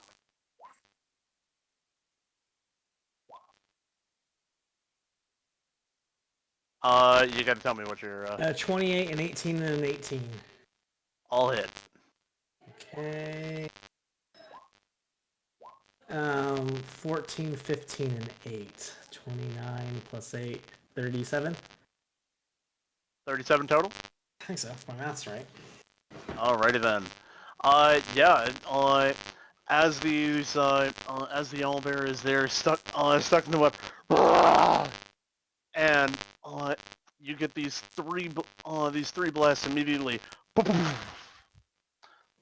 and yeah. Meanwhile, back in the shop, whoever wished to, if Hawthorne or Eric wished to accompany him, Eddie is currently back there with some fluff pops, otherwise known as popcorn in our world. Currently they're just watching on a large illusory screen as this battle takes place. Alrighty then, and now that Robin has attacked, Jin, if you'd like to take your held action. Yeah, sure. I'll let him. Is it straight roll or? It would be advantage because he is the owlbear is currently restrained. Cool. Boom. Alright, and then... 13 just hits. Alright. And then, oh, do I get... Yeah, it's the action, right? So I do take... Yeah. Okay, cool. You get 2. 13, 22. Both hit. Not doing any key stuff yet. So, 12 for the first one. That sounds right, I think. And then 9 for the second one. 21 total. Alright, awesome. Owlbear's looking pretty hurt. You guys caught it a bit off guard and managed to do a bit of damage. And is that all for your action? Yeah, and Jin's like avoiding like the organs we need to save for Crazy Eddie. Like maybe even like holds a punch because he's about to hit that spot and then boom, hits in the right spot. Not the kidney. Solar plexus. Alright, that's Jin.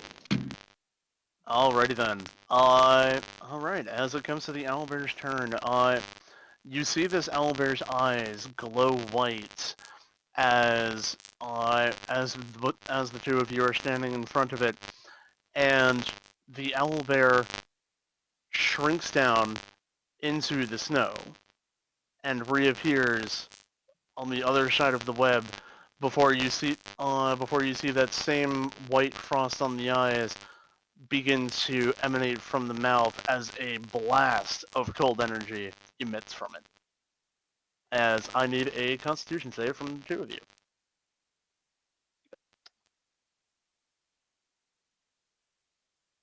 Sorry, me and Dave. Yes. Okay. Oof. I think that should just be a 9. So fuck it. I'll see what he can do. What's he got? I'm not using the key point. I'll fail it. Alrighty then. Yeah. So Jen, you fail. Robin, you succeed. So Robin, you take 16 points of cold damage, and Jin, you take 32. Bruh. Okay. As this wave of freezing energy emits from the right head. The left head, per the action economy, was the one that the eyes flashed and it drifted down into the snow. So, that is now that was the Owlsbear's turn. So, Jin, you are up. Sorry, I was distracted, right? Nonsense. I'm gonna hit this thing again, I guess. With my new walrus tusk and whiskers that I have from its ice breath. Hell yes. It's definitely within range of your god monk speed. Yeah, it's just like It thought there you are, and boom. So you all It's like using 40 feet. fists, and what else are you guys using? Like, this is for the song I'm writing. I know, yeah, I know. That's why Jin says something very inspirational. JJ was trying to say something. It's like, God damn it. I don't know. It's something JoJo. So, Power of love. We're hitting them with the power of love and just some dumb shit. Alright, I'm gonna roll now after that. After that, I'm gonna roll to distract from that. Yeah, I'm gonna roll to Alright. say something else entirely. Both of those. Hey, not everything can be gold. You just gotta tuck and roll and keep moving. And hope the audience ignores it. Oh, you said both of it. Yeah, okay. See? I'm already faltering already. 19 total. Bobbity boo. Alright, he's But I am gonna key point. I am gonna stunning strike on that on one of those in the last one, just cause. Yeah, set him up. Jeez, cause. Set him up. Alrighty then. What am I looking for? I need a con save of I think 18 or better. 17. It just fails. It's it's full on DBZ. I see the moment. I see the strike where I gotta hit right beneath the rope, and then Robin, take the shot. All right. And with that. Oh wait, hang on. It has 2 hit. Oh, okay. So it has advantage. Hang on. Nope, that's 2. That's right. All right. That's right. Yeah. So, Igor, would you like to do anything for your turn, or just observe?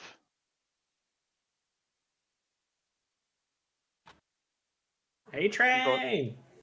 Oh no, I'm literally still just like writing notes and doing nothing the whole time.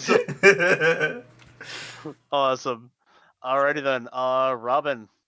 Pull It is up to you. back on the bow and release. Stunned means advantage, I'm assuming? It does. Alright, more eldritch arrows.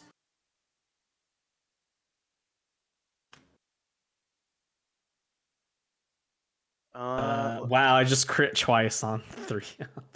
A crit, a 19, and a crit. Okay, they definitely all hit. Oh no, I rolled horrible damage on one of them. 26 plus 7. 33. 33. All right. Robin, how would you like to do this? Yes. Oh. I mean, it's just like the classic Robin Greenleaf. What put Robin's name on the map, this bow, earns through his time with the Battlegram, pulls back, releases 3 simultaneous bursts of arcane energy that just like impacts the owlbear as it kind of like totters and then falls flat to the snowy surface. All right, these 3 bolts of eldritch energy. One hits the right shoulder. or I'm sorry, yeah, like the first one goes for the chest, but very specifically missing any necessary organs, and impacts there, and the other two simultaneously go for both foreheads and just, and this thing just, and in a small cloud of snow flurry, the two-headed owlbear lies dead. Igor, did you get that? Yeah. Okay. Dude. Yeah. Yeah. That was so fast. I mean, I got it down. It's like. Okay, good. Yeah, I finished this. I can workshop it, and I turn the camera, and then I come back, and I can give you the full thing later. Okay, that will be perfect. Jin, can you help me skin the beast? No.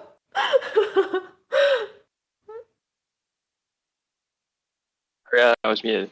After Rambo knife out already. Yeah. You can help me unless you are really good at this. Well, I don't know if I don't know if you need it clean for cooking, but I can help you with that. I don't know if it's skinning for leather is different.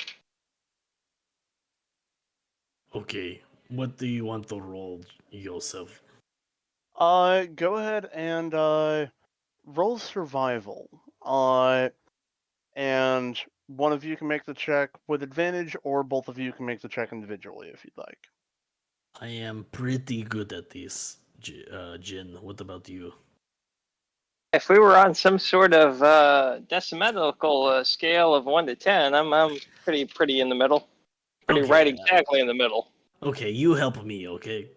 I will help you then. Thank you. Alright, if I mess this up and don't get cool cape, that will be very sad. Will be. Just remember, if you want, you can use a coin. 15? 15. Yeah, you're able to. There are a few nicks and bruises, but after after it's tanned and enchanted, that might just look like battle damage and actually make it look cool. Yes, Mhm. absolutely. Mhm. That's It just will match my character. aesthetic. All right, and yeah, and retroactively, because I forget to say that he actually gave you this, but I said that he would. You do have Oh yeah, a an little cooler. yeah, a Go bag way of back home. a bag Oh, of okay. coaling, a bag of coaling to put the organs in. Out of character. Why does that sound familiar? Have we used Critical that? roll. Is that really? What Oh. the two-headed bear is from that? No, the bag of The colding. bag of colding. Yeah, it's a critical roll Oh, item. okay. Okay, I must have heard Uh-huh. from another friend who did that too, because like I haven't listened to Critical Role. You actually might have heard it from either Joseph or myself. I'm not sure. Yes. Gotcha. Okay, we finish what we need to do with Owlbear, and then no tickling this time. Belly button poke. I am too busy. I don't hear anything, and I just with the other tip of my quill that I'm using, I just touch your armpit again, so it's much worse than last time.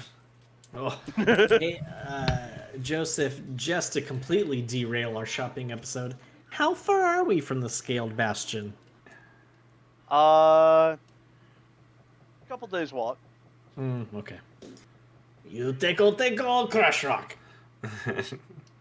All right, and with that in, as opposed to a flash of bluish arcane energy, this one is a flash of reddish arcane energy matching the crystal, and it almost seems like the visual of the crystal, the shards expand outward, forming a crystalline container around you, and you will and reappear back in the middle of the shop where the crystal once again shatters and falls to the ground, with the shards now actually disappearing from view. Ah, you're back. I watched until the bloody bit. So how'd you fare? Just presents this massive two-headed owlbear pelt. Like, Well, help him if we need to display it, if it's a two-man job. Thing's probably fucking huge. No, what? That is. Few nicks and braces, but that'll actually play well. Okay. Do me a favor. Put it. Yeah, just one sec. Hand it to me. Hands And it. he picks it up and takes the one and like quickly runs it over the pelt a few times, and you see like that wherever he does it, it's like it's been properly tanned for weeks. As he just and instantly transformed into a perfect material for like perfectly tanned material for a cloak. All right. Yeah, I can turn this into one of those billowing bits. Yeah, come back same time tomorrow. Have it ready for you. Call this you know what? Because of the call it fair trade for the organs, because they look like they're in pretty good shape. This is good decision. Thank you for doing business. Eh. Look, man, some of those alchemists will pay serious money for owlbear kidneys. You wouldn't believe it. Don't even get me Yes, started on the livers. I do believe it, and I will strike fear in all of my enemies now. That you will, as two-headed owlbears. Yeah, and then there's some. All right. Yeah, got that. And as for the rest of the shopping, we can take care. If you all would like, we can take care of that later, or we can do that now. Up to you. I'm If down you'd with like doing to it. do some more stuff around town, we can do that. Yeah, I want Eric to explore around town and also use his rumor spell. Like I gotta leave the store. All right. Okay. So, So where are you yeah. So heading? I think he just like leaves. So he just kind of leave the store. Like I'm not sure if he was there for the whole owl bear fight, but he did mention that he's gonna walk around. So when he did, he's gonna like take use of the rumor spell. He's going to spread this message as a fellow fan. Um. Oh, okay. How do I do this? How do I do this?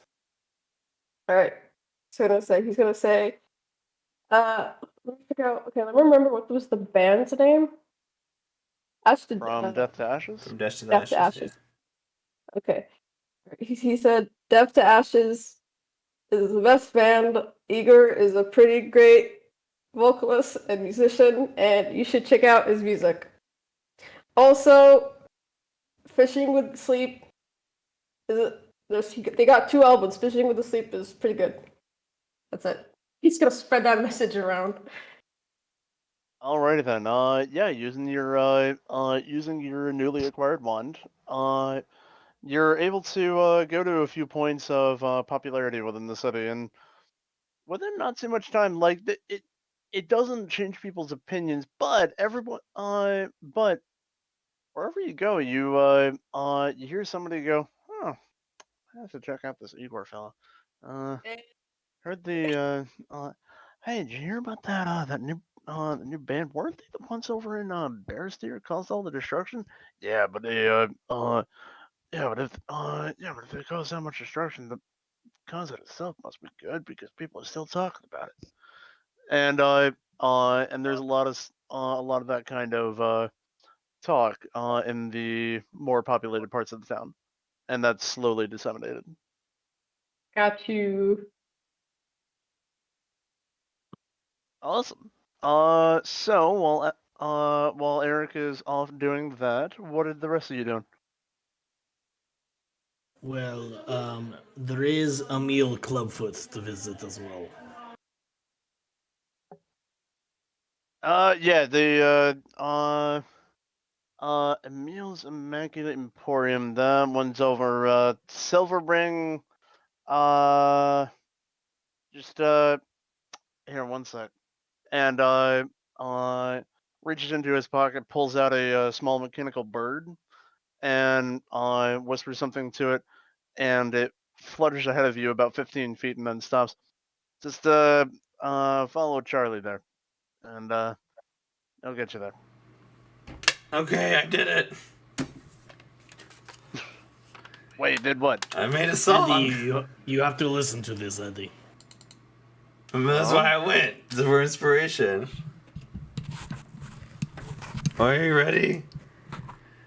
Let's hear it. Okay. And you see he pulls out a crystalline that you assume begins. Wait, what are you taking doing? This the- is my intellectual property. I was gonna give this to you. Oh, okay, good. Show other people. Listen, those execs, man, they're ruthless. Okay. You ready? You guys ready? You might need just get ready to just lower me a bit because I'm about to belt this out. Oh boy. It's called. What I just like. It's called Owlbear, but like owl and bear are kind of like. Anyways. Owlbear, dun dun dun dun dun dun dun dun dun dun dun. Owlbear, dun dun dun dun dun dun dun dun dun dun. 2 heads and 2 men, face to face. A battle of wit, a battle of strengths, one-liners case by case. With the first fist of steel versus a claw of feathers. Who will be better?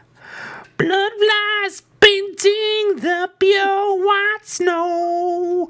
An epic battle, a great defeat, a story sure shows. All 3 standing in great green patches. The heat of the moment, the fire of the fight. This will leave more than scratches. 2 heads filled with love, first 2 filled with fire. The victors, they do not tire. Owlbear, dun dun dun dun dun dun dun dun dun dun dun. Owlbear, dun dun dun dun dun dun dun dun dun dun dun dun. That's it. There we go. That was beautiful. It is perfect. Take 3 points of inspiration because that was awesome. I knew I showed up for a reason. That's right.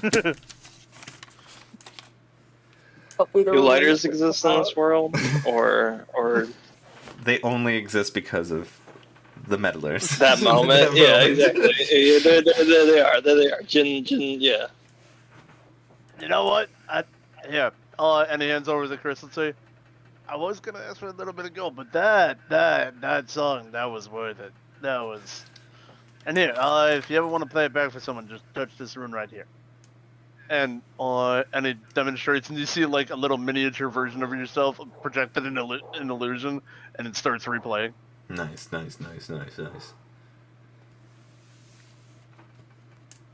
Alrighty then, and so do you?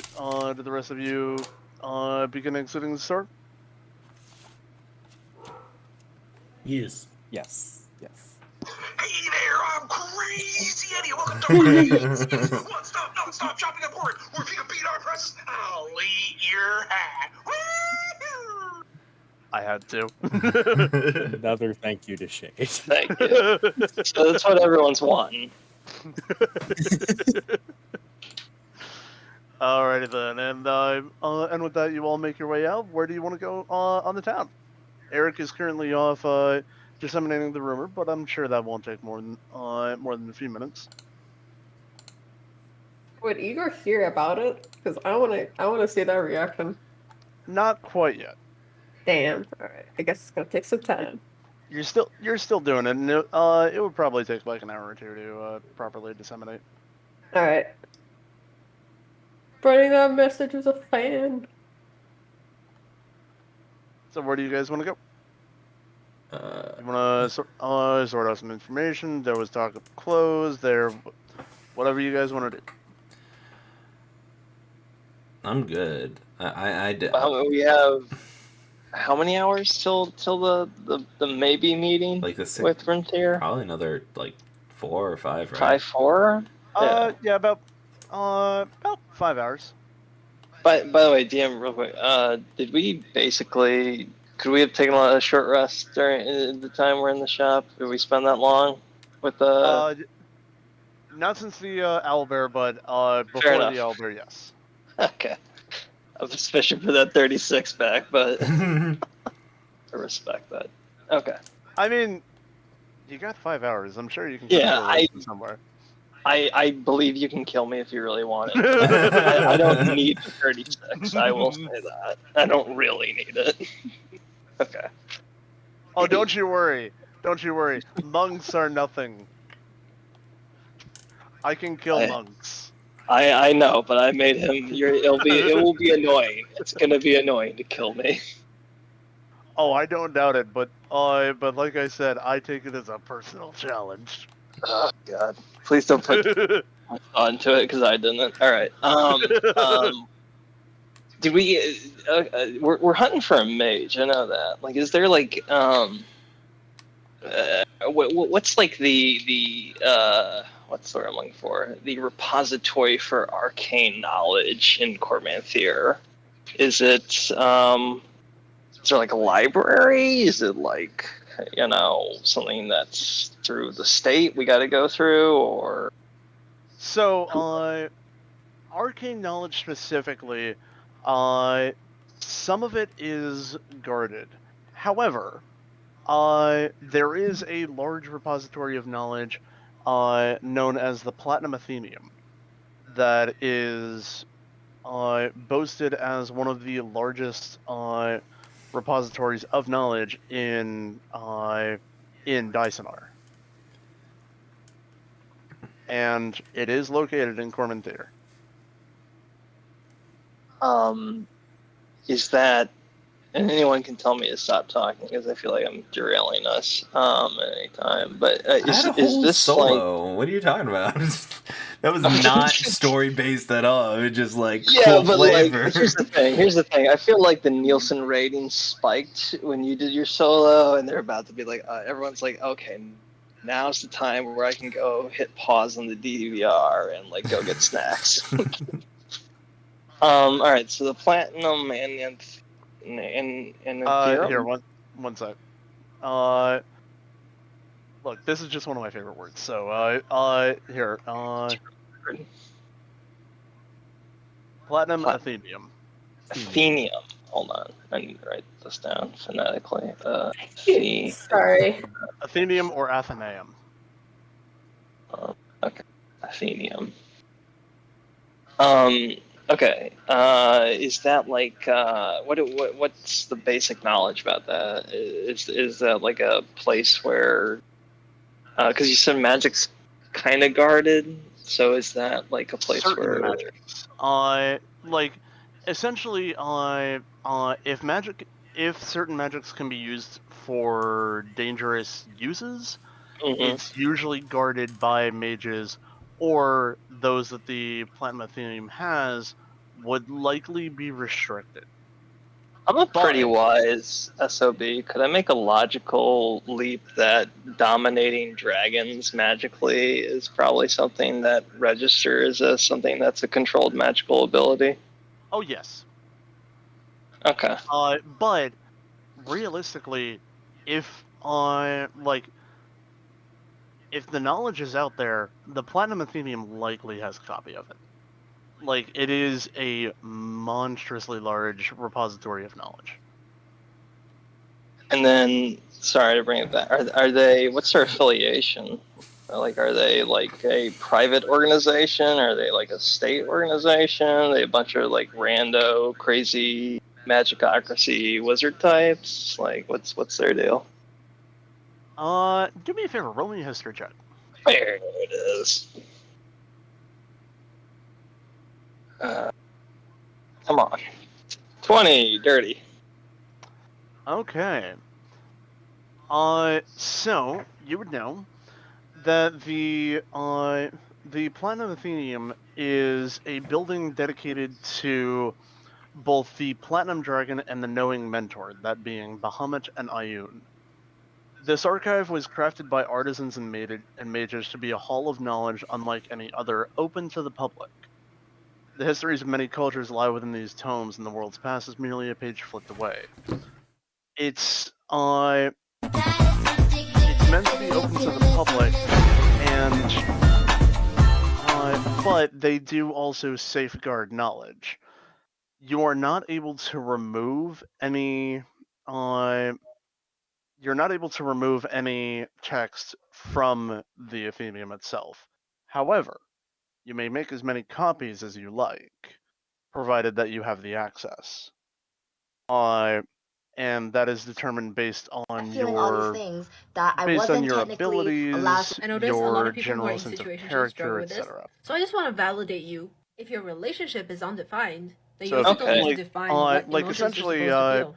He does this, think you of feel that, Critical your feeling Role is and valid. the Cobalt Soul, except this is like the brain of the world in And one keeping place.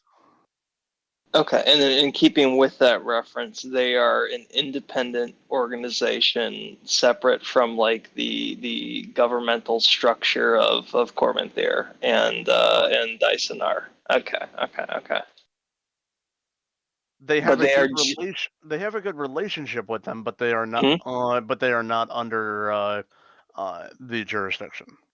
Okay, and they also have like probably since like the Open Republic, the Cobalt Soul vibe, they have a general vibe of wanting to do the greater good. I feel like is word on the street of them. Okay, Yes. cool. They are there to elevate to elevate and educate those who wish to be. Final question, if I can, while I'm on this train of thought, if I'm someone who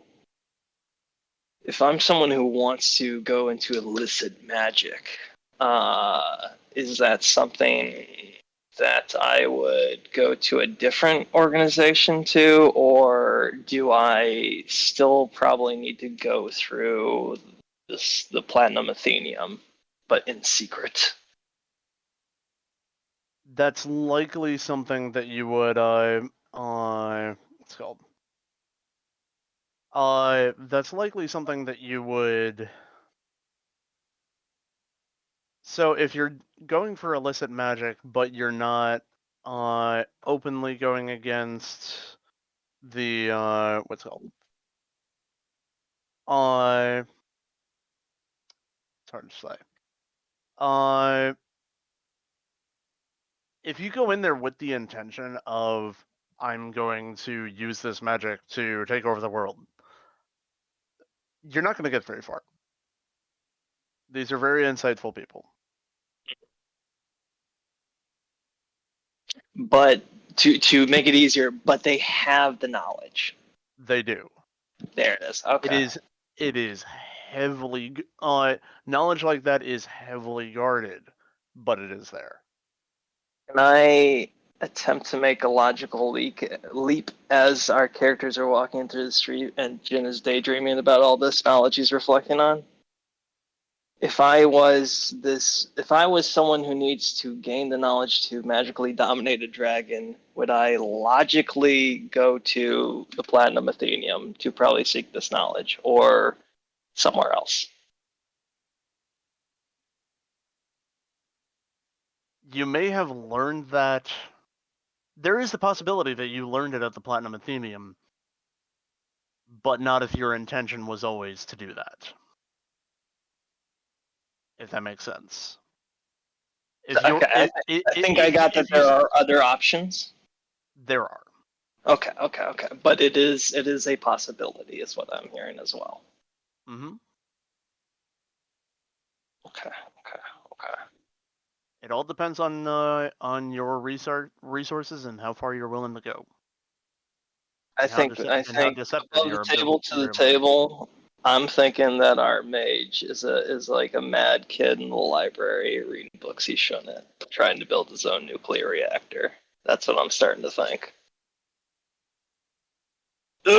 Joseph's trying I to could see that. smile. I could see that. All right, that's what Jin's daydreaming about as we're walking along. All right, I've spoken enough. Okay. I think that's added to our stops maybe later. I don't know. But eventually, maybe idly, Jin will out loud voice these mental stretches to musings to the rest of the party. I feel like he's an old person who just thinks out loud. Hmm. So are you guys making your way to the Platinum Athenium, or are you going somewhere else? Leave. We were going before I hijacked everything. We were going somewhere, weren't we? Weren't we going to like another shop or? There is a meal Oh, yeah, clubfoot, but just whenever we, make our way over there. Okay. We have meal club foods. I'm curious myself. Would the Platinum Athenium have much information on the Great Protectors? It would. Excellent. That's what I wish to research at this moment.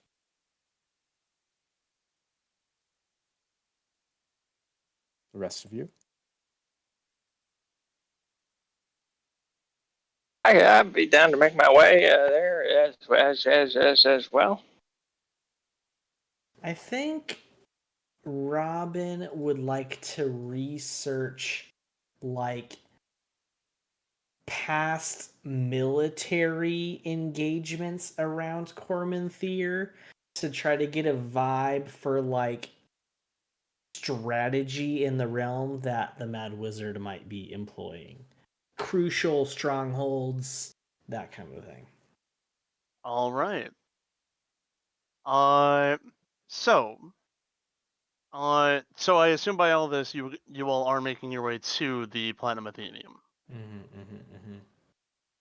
Alrighty then. And as you begin to walk there, the Platinum Athenium is located near the center, actually. Not too far away from the Palace of Renthir. And you walk up and see this enormous, hundreds of feet tall building, seemingly made on the outside of platinum, though it's likely plated, but very, very well made. And as you enter the platinum-infused archway toward the vast octagonal structure, you see works of art lining the 50-foot-high walls of the corridor. Eventually, you reach a desk with one clerk as well as what appear to be three automatons. One of the automatons perks up as you approach. Good afternoon, visitors. I am unfamiliar with you. Have you been guests here before? Don't believe we have, no. To enter, please provide a gift of coin or knowledge to the Athenium. Should either or both be sufficient, you may gain entry to our halls.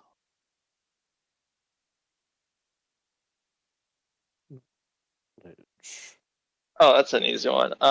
Jin will step up and present some kind of recipe. DM, you want me to rattle off that recipe for pasta fagioli I wrote down, or like he can make something up? I'm sure he's got a recipe that's probably not in there. Okay. As you rattle that off, you see the automaton quickly writing down everything that you're saying exactly as you're saying it. And then he places it down. Entry for Jin. Approved. And by the way, you never told the automaton your name. Oh, it isn't. He's probably more wrapped up in like I imagine like he normally has moments where like he's reciting stuff to people where he's like having to like clarify or like go into a little more detail, and the robot never misses a beat, or excuse me, the automaton never misses a beat. I'm imagining because it's just verbatim what Jin says, and so he's kind of just like a little impressed just on that, and then the fact that he just knows his name. Weird place. Would the rest of you care to enter knowledge or coin? Robin will inquire these clerks if they've heard one of the folk tales told amongst the battle grim. You know, kind of like I'm picturing like a grim, dark fairy tale type of tale. Alrighty then. Oh, like a legit Brothers Grimm thing. Yeah. That's Oh, like jeez. that's like shared amongst the clans in the expanse. Have you heard of these story? We have several stories from the Expanse. Please recite. Reciting now. This And is me reciting. and you go through and recite the one of the stories that you were told as a child. And one sec. There we go. Yeah, you tell them one of the stories that you were told as a child, and they're writing it down. Does not match any in current collection. Access approved for Robin Greenleaf. Yes. Fist pump.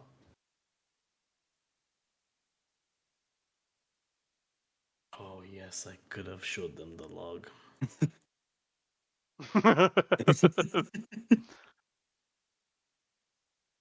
Hawthorne will also step up and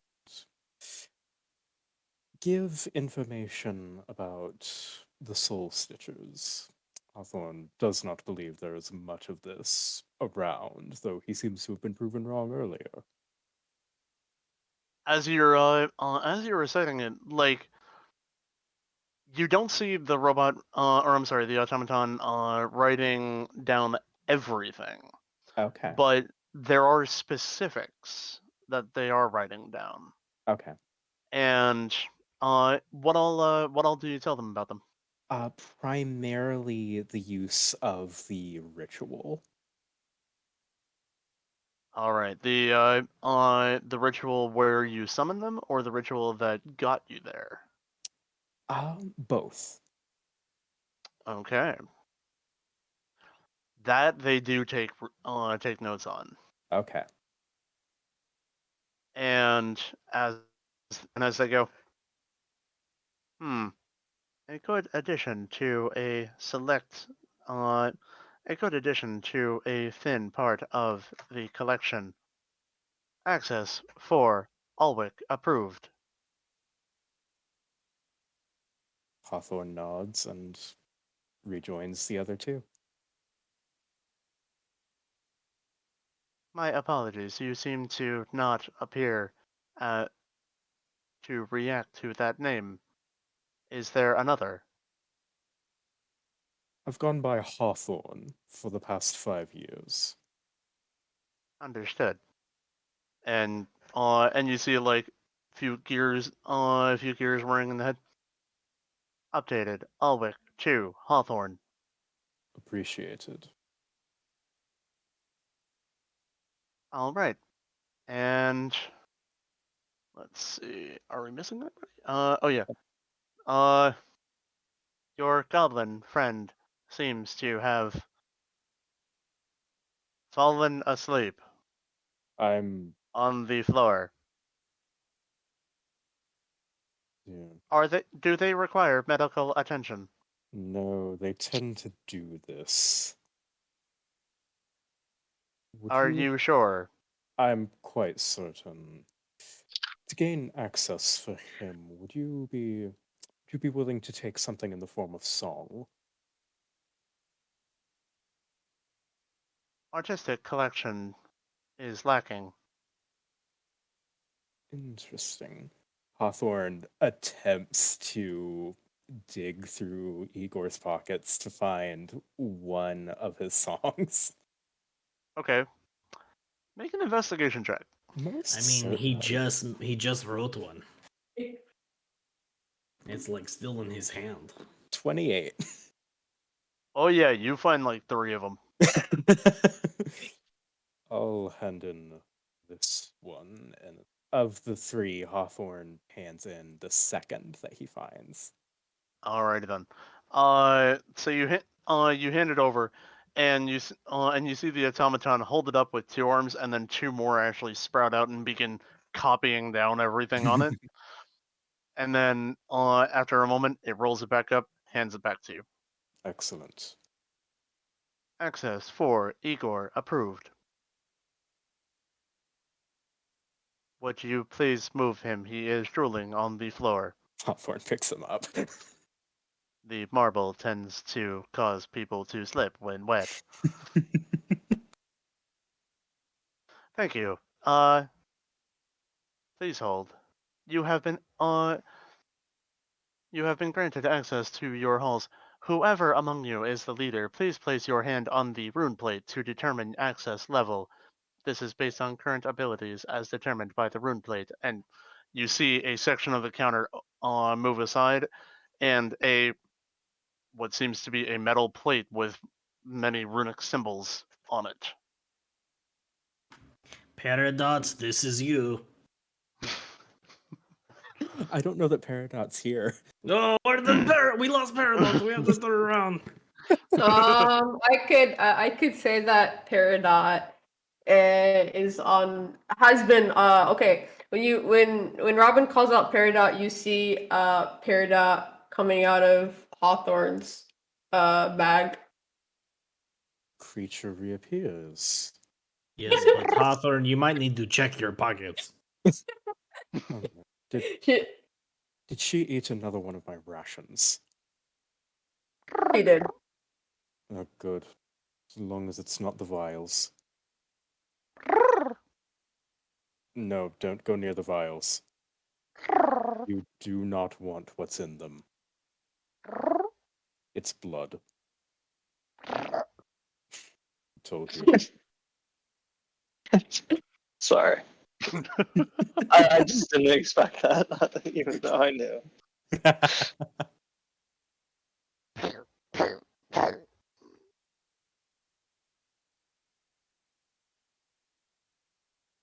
What kind of, I forgot, what is Peridot? It's not a pseudo dragon, it's something different, right? Let me see. I'm so sorry. That does not help me. I'm not that familiar with D&D. This is how she looks like. Yep. Yeah. Ears like an elephant. Half eyes, so and a tail. She's a cutie. She steals though, so be aware of that. DM, when I hear Peridot making its noises, do I understand any of them? Or actually, no. It's the other way around. Okay, never mind. Yeah. But here I will, because I got some rations, and I see them. Anyways, I see Peridot not wanting any food. I'll give him some rations. Immediately flies over to your shoulder.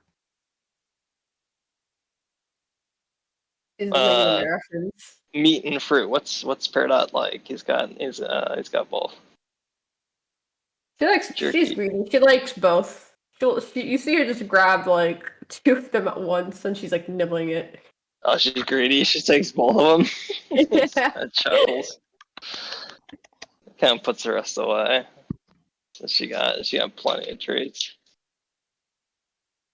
Yeah, so now she just stays in your shoulders because you gave her treats, and now she's happy, and she's not going to leave you alone for a while.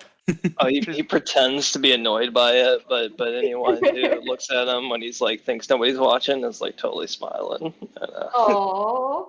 Old man who's pretending not to want a dog situation. And she is absolutely like nuzzling into your neck. You cut it out now. And then like when no one's looking, kind of like scritches under production. Aww. All right. So does anyone put their hand on the rune plate? I do. I don't know what's going on. Sure, yeah, exactly, yeah.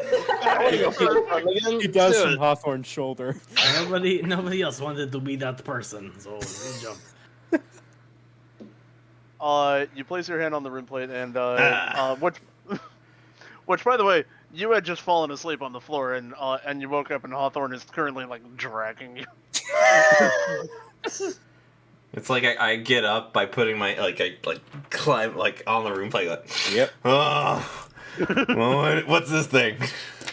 Thank you, leader of group. You based on the scan, you have been granted access to through section 21 Zeta. Please follow Archivist Sorna and she will guide you through the Athenium. Which one's Sorna? That'll be me. And you see the woman, the one human at the desk that was there. My name is Sona, and it's appears to be human, but you do see a few scales, like draconic scales along the earlobes. Nice to meet you. So, last time at the Athenium? Yeah, that thing. Yeah. I'm the leader.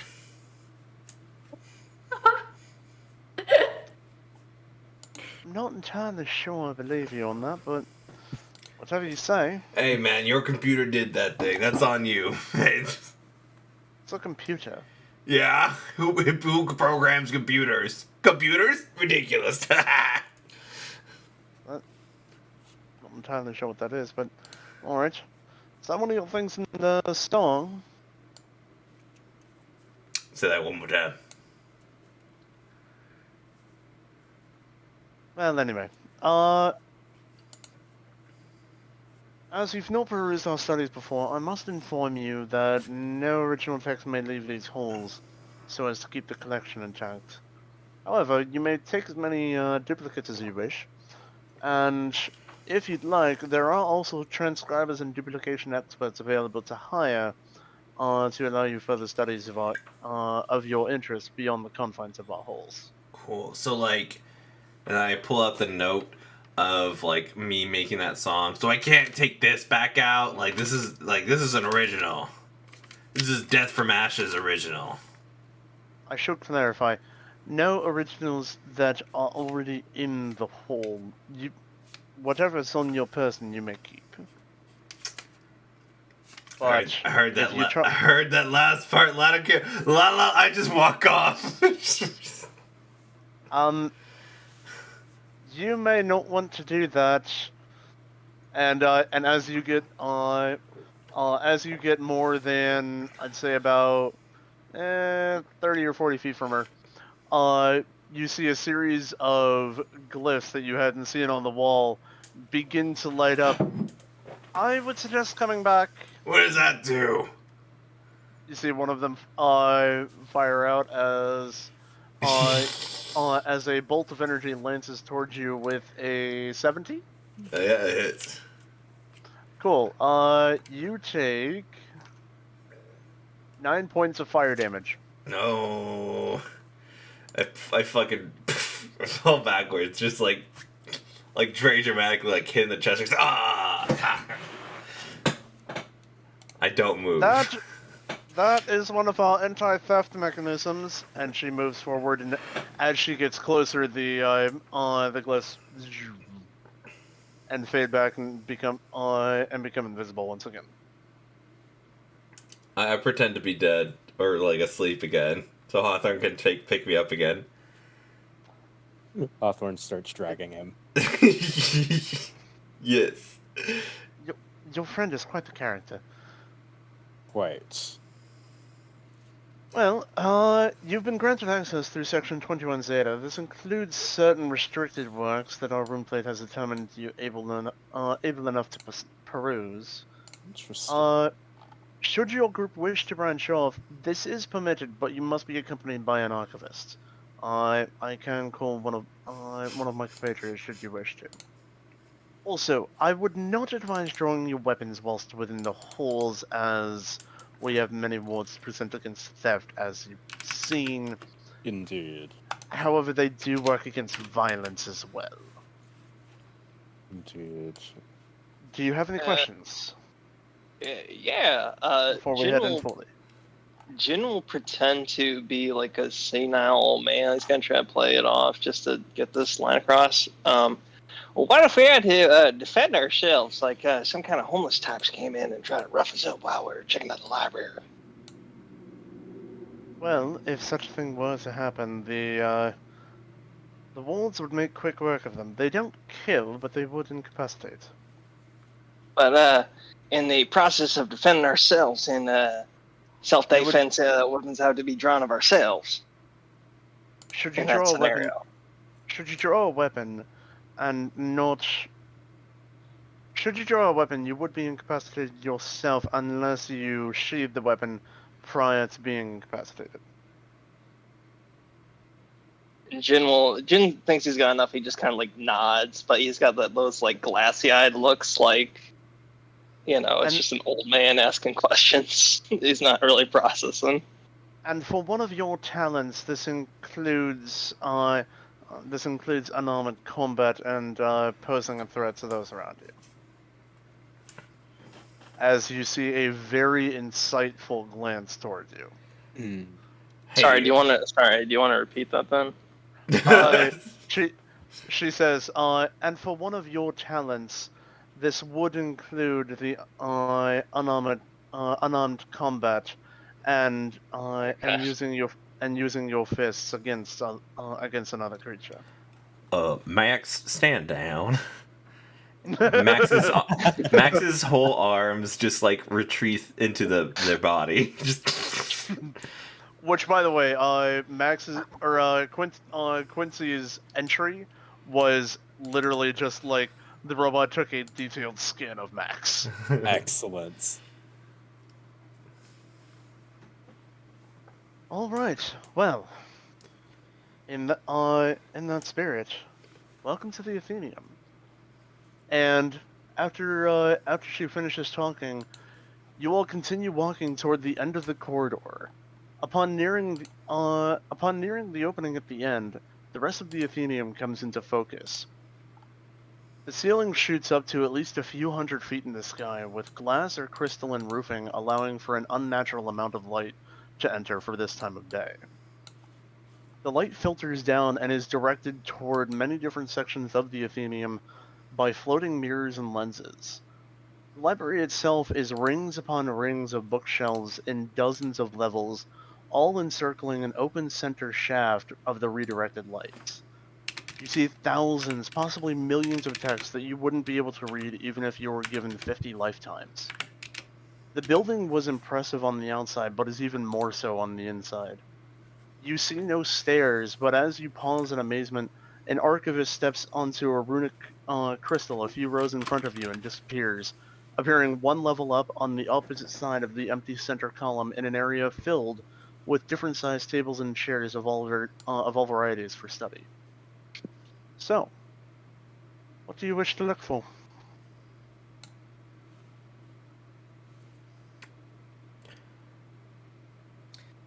Robin's looking for the military battles of times past, looking for insights into how Mad Mage might try to conquer Cormanthyr. Sure. So since you all are branching off, I imagine she calls over a few other archivists. Robin, go ahead and make me let's say an investigation check for this, or perception, whichever one you prefer. If you're going to give me choice, an 18. All right.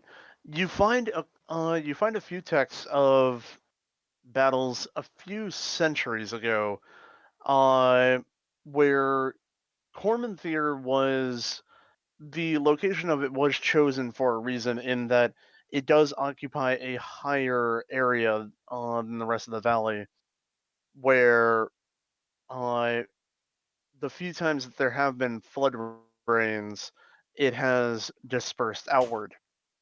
One of which was during a siege in a storm called down by magic. The few times that armies have attempted to attack Cormanthyr, there's no real one good point to attack. The city is designed with attacks in mind, as the brass road, which runs just inside the walls, is able to keep the area supplied, as well as the walls themselves are enchanted. And should the need arise, they can raise a forceful barrier another 100 feet in the air. So there's no good one place, but the walls, even with their enchantments, can only stand for so long. So a focused attack may be able to bring them down. But in the history of Cormanthyr, no army has breached the walls. At least not physically. Is there anything else that you'd like to look up? No, not really. Just as part of that would be like key strategic locations.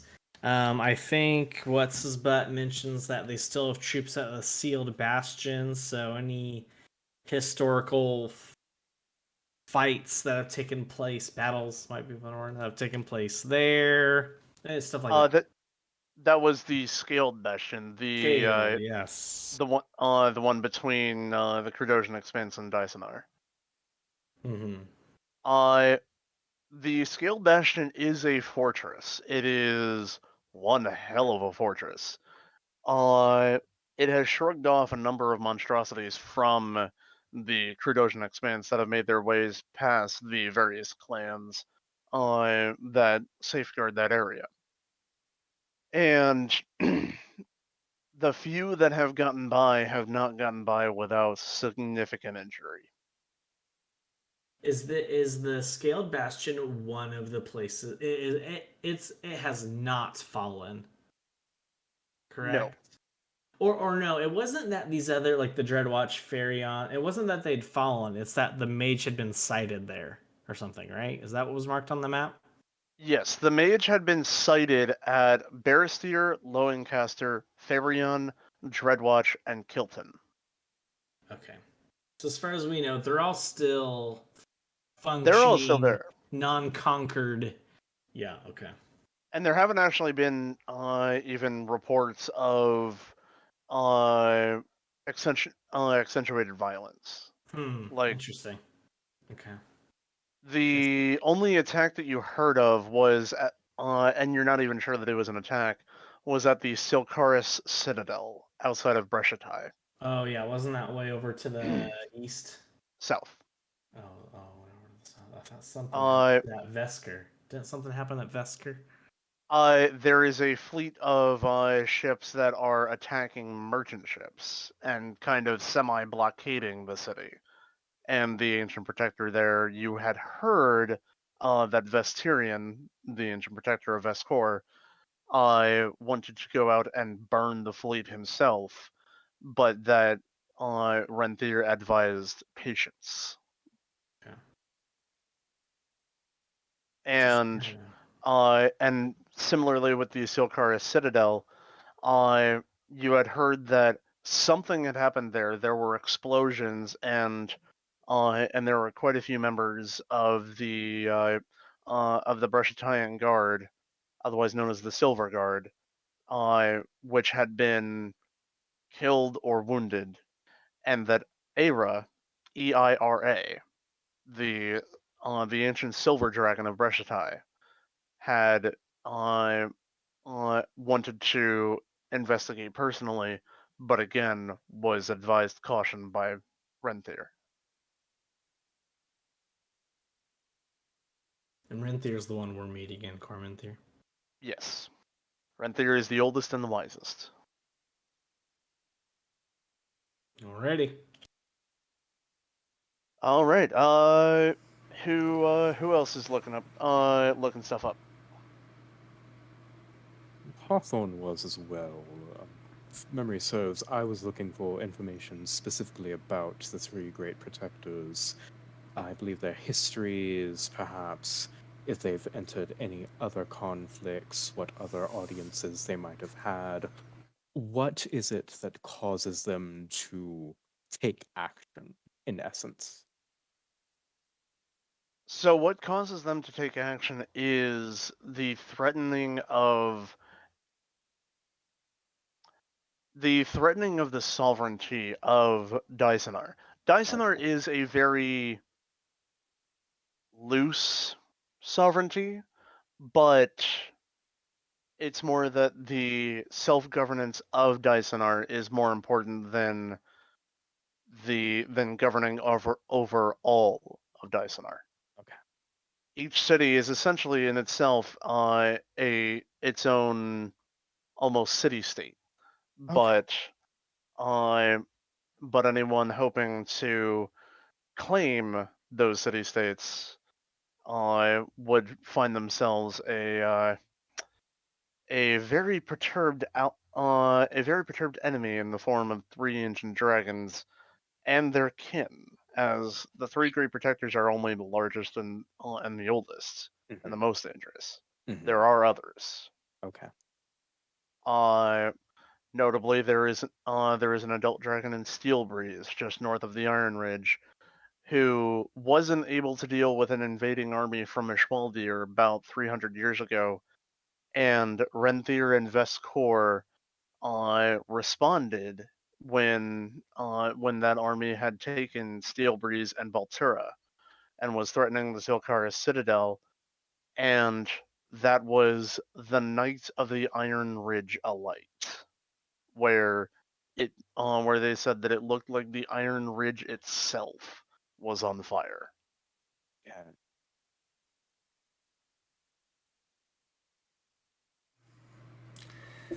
Hey, Joseph. Yo. What kind of sleight of hand check would I have to steal a book?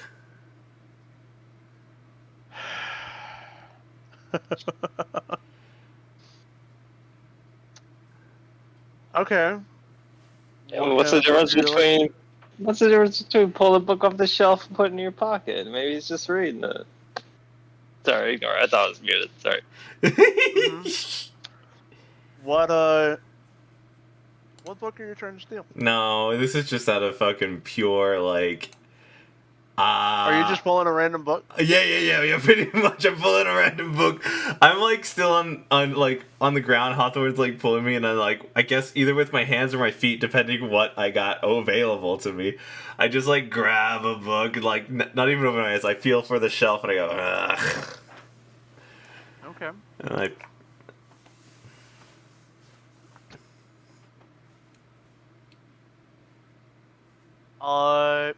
you pull the book out, and as you're going to stick it in your pocket, you see the archivist with you. Which, by the way, I rolled with disadvantage, and he still rolled really well. Nice. And they look at you. Oh, I didn't know you were interested in the Kama Sutra for Dragons. I know. Me either. It is a unique read. It was just calling to me. But please ensure that it does not leave the library. If you'd like, you are able to make a duplicate. Yeah, how about that? That was about a second question if I got caught. Hey, how do you make duplicates? You write them down. Oh, there's no like magic thing? No, we do have the ability to magically make a duplicate. Cool. And you see them touch something that is behind their ear, and a runic crystal near you all lights up as a person steps forth in onyx black robes. I heard my services were needed. This appears to be a full orc. Whoa. At my services when needed. Yeah. I need 2 of these. All right. I do charge 5 gold per duplicate for my services. Oh my god. Okay. And then I need a duplicate of this, and I showed like the original notes of my song that I just made. All right.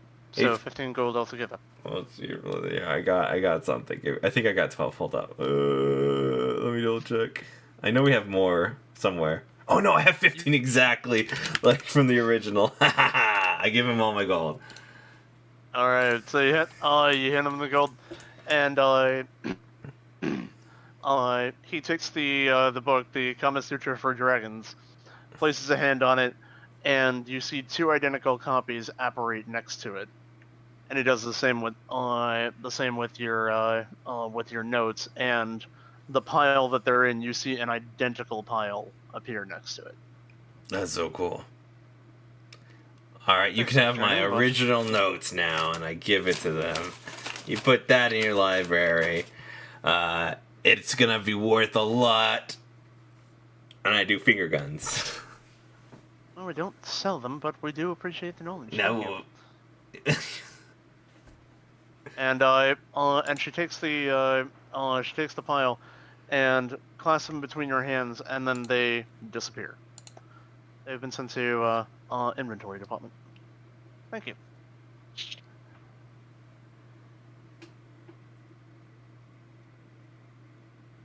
So, what else do you all wish to research? Actually, was kind of curious about those copying services you had there. That was pretty fancy. Is that the only means? You said that, I mean, if people just bring in paper and want to write, they can do that unsupervised as long as they have the right clearance, or? You must always be supervised. However, if you would like to write it yourself, you don't need to pay for it. The services there are for duplication. But if you'd like to write it down yourself, you are free to do so.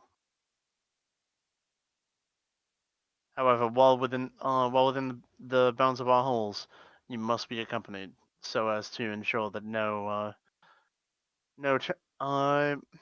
tax permanently leaves these halls. You said, okay, so we've seen, I think this is not the clerk, the guy who's with us, the archivist, or is this Correct. the clerk? Okay.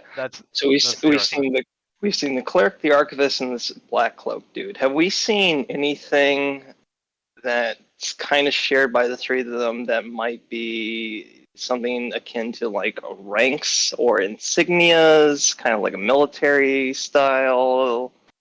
Indicating nothing visual, although the individual in the black cloak that made the duplicates was wearing the black cloak was decently fancy and was nothing like you'd seen anyone that worked there wearing.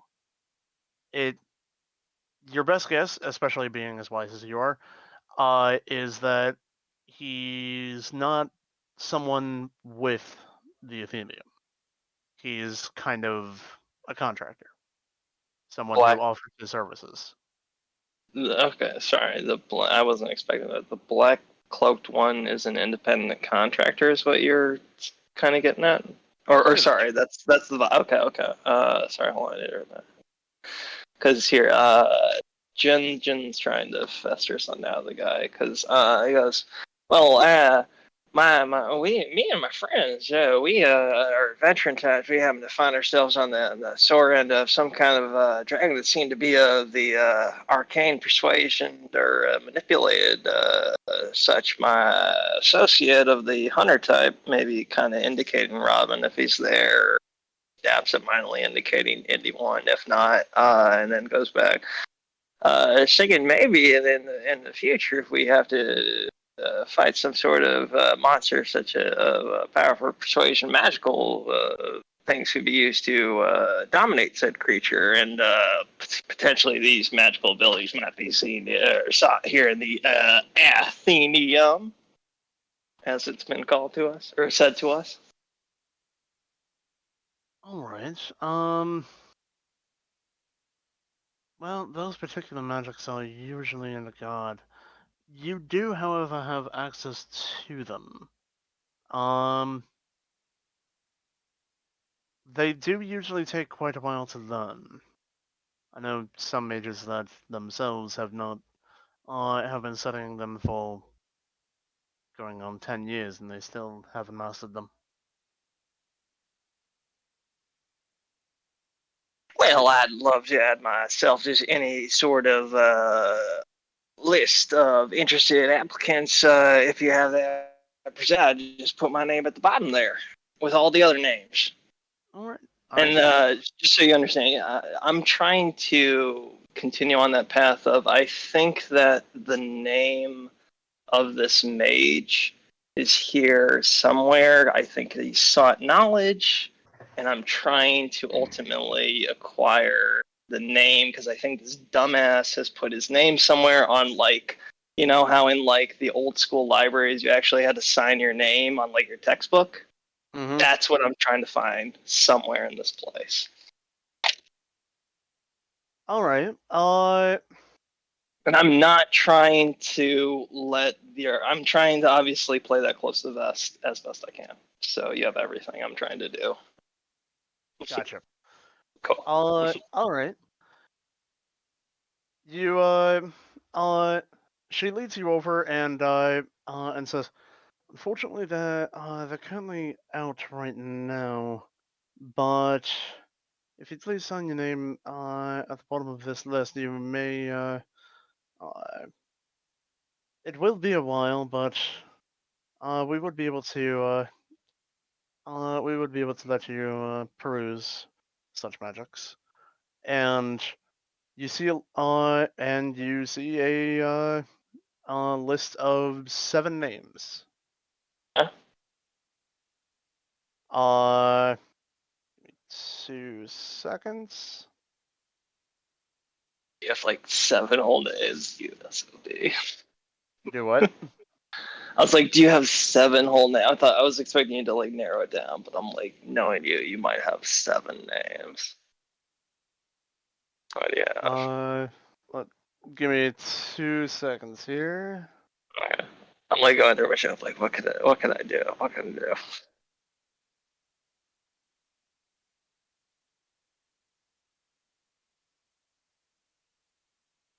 There is great power in a name.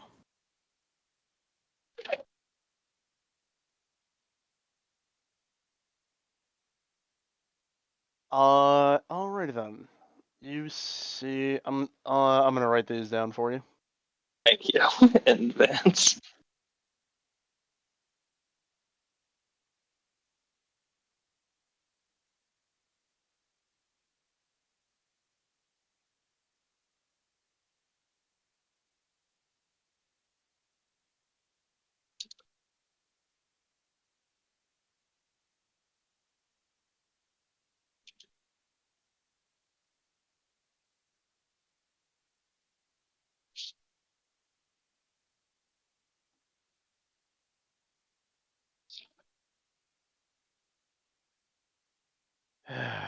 Why do you make me do this?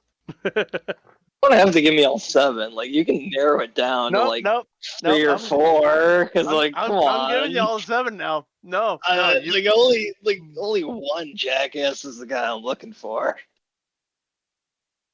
Don't make me hunt down innocent people and roust them.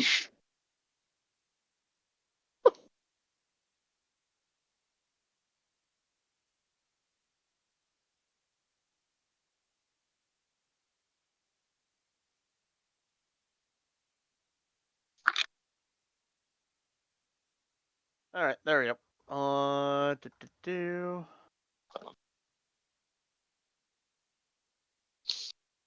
That's what you find.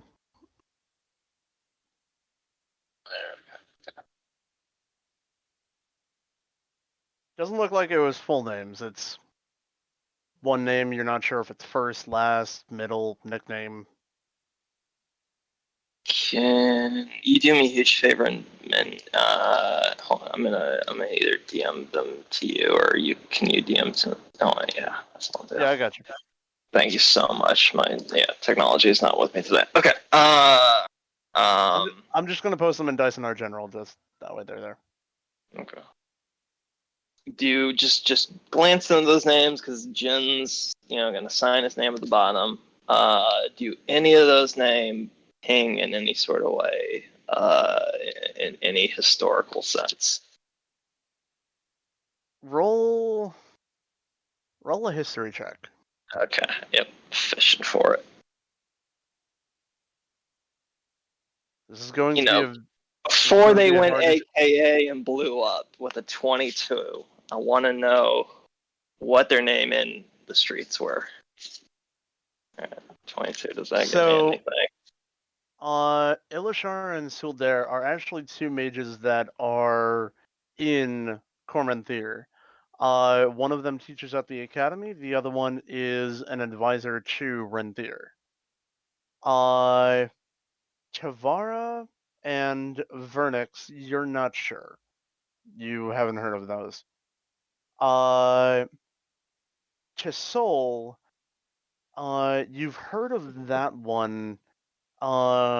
Actually, somewhat in the same realm as what Robin was looking up in terms of military strategy, as a mage whose last name was Tisol, was involved in the coup. What was that? What was that name? God damn it! Where's my history tab?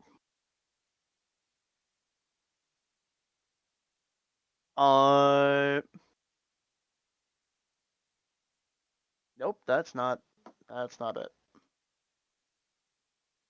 Please hold. He was involved in a coup in one of the Ishwaldirian kingdoms.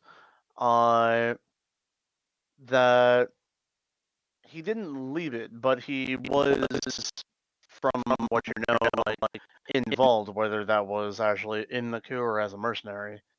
And then let's see. Ichno is an orcish mage, and actually, you just met him.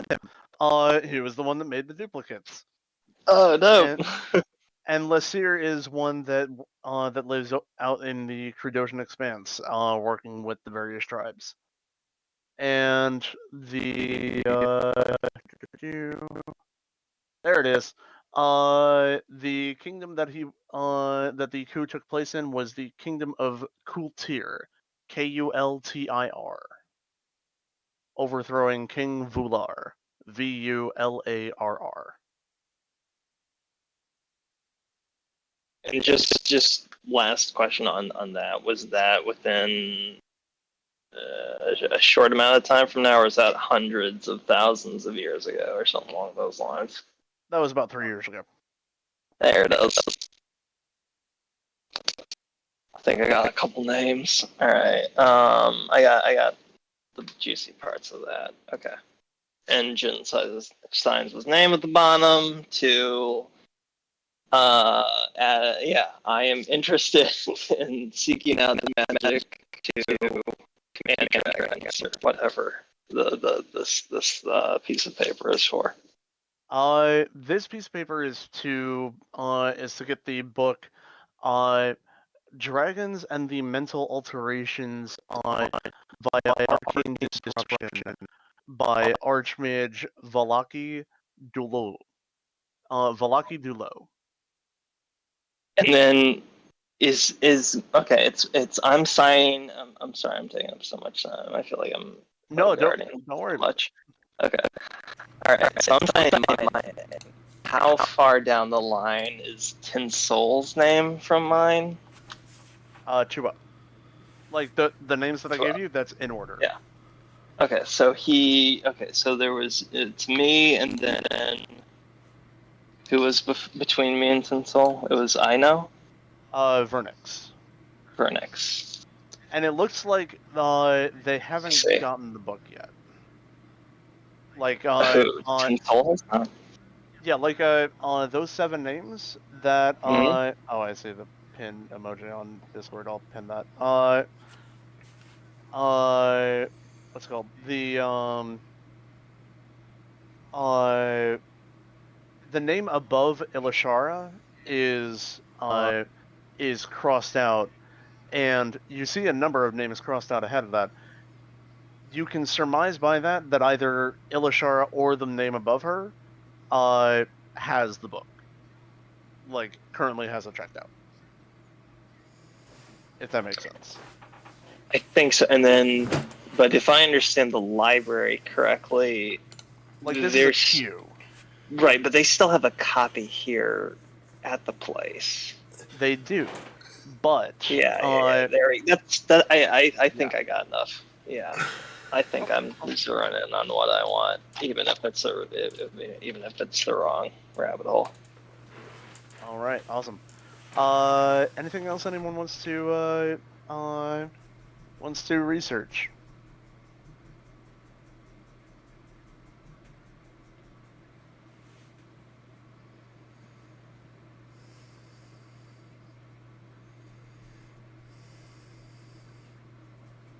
Good. What I wanted.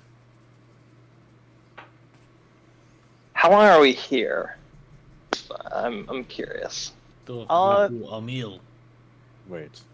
Through all this, you've probably been here about what's it called? The archivists are pretty good guides to like let you know where everything is pretty quickly. So probably about 45 minutes or an hour. Do we only interact with the archivists? Are there other representatives of this place, or I guess I'm also here. One thing while we're here, I'm looking for any other blurb with Tinsel, because I think that's my guy. So. Okay. If we're looking at any books, I'm trying to see if Tinsel's name pops up. If there's anybody I think is not... I'm not too sketched out by the archivist, but I don't think I'm ready to divulge that we're looking for a name yet. But if we run into somebody, I kind of do want to maybe drop... I don't know. Anyways, I said enough. All good. Yeah. So, go ahead and make me an investigation check. And if anyone wants to help you with this, they can. I don't know if anybody's with you. If we have subtle moments in the hallway, I as a player would love that Jin's sharing this with people. So to incorporate the other players, obviously. I think Hawthorne would be happy to help while he continues to search for another topic or two.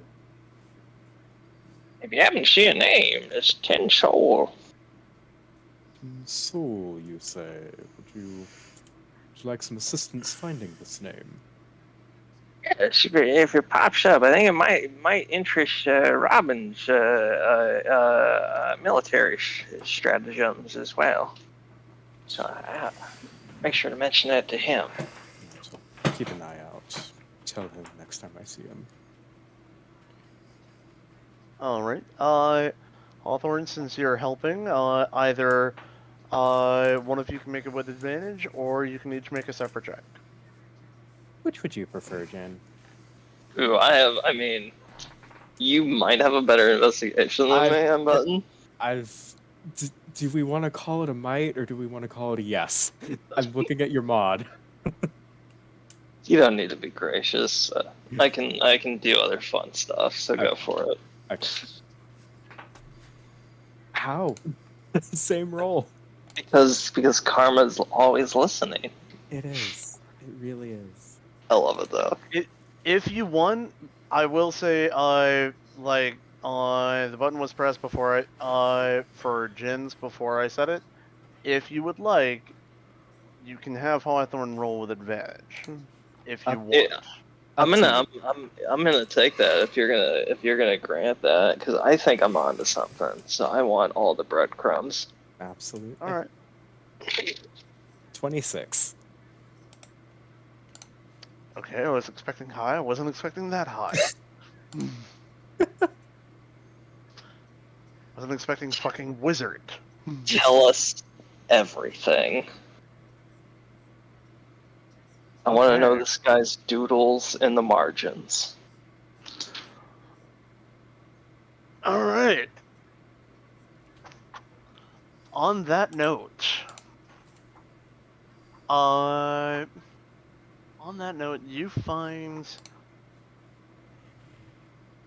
you don't find the name directly,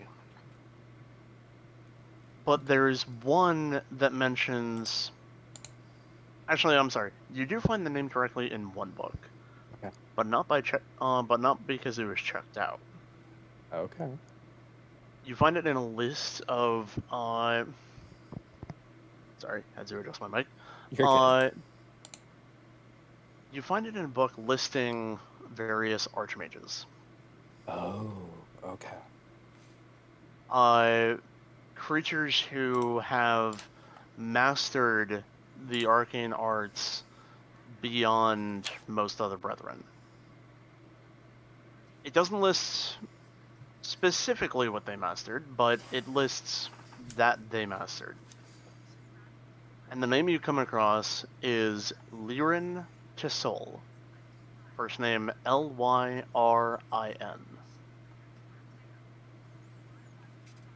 And there is a sketching of him as like each archmage is dedicated to page.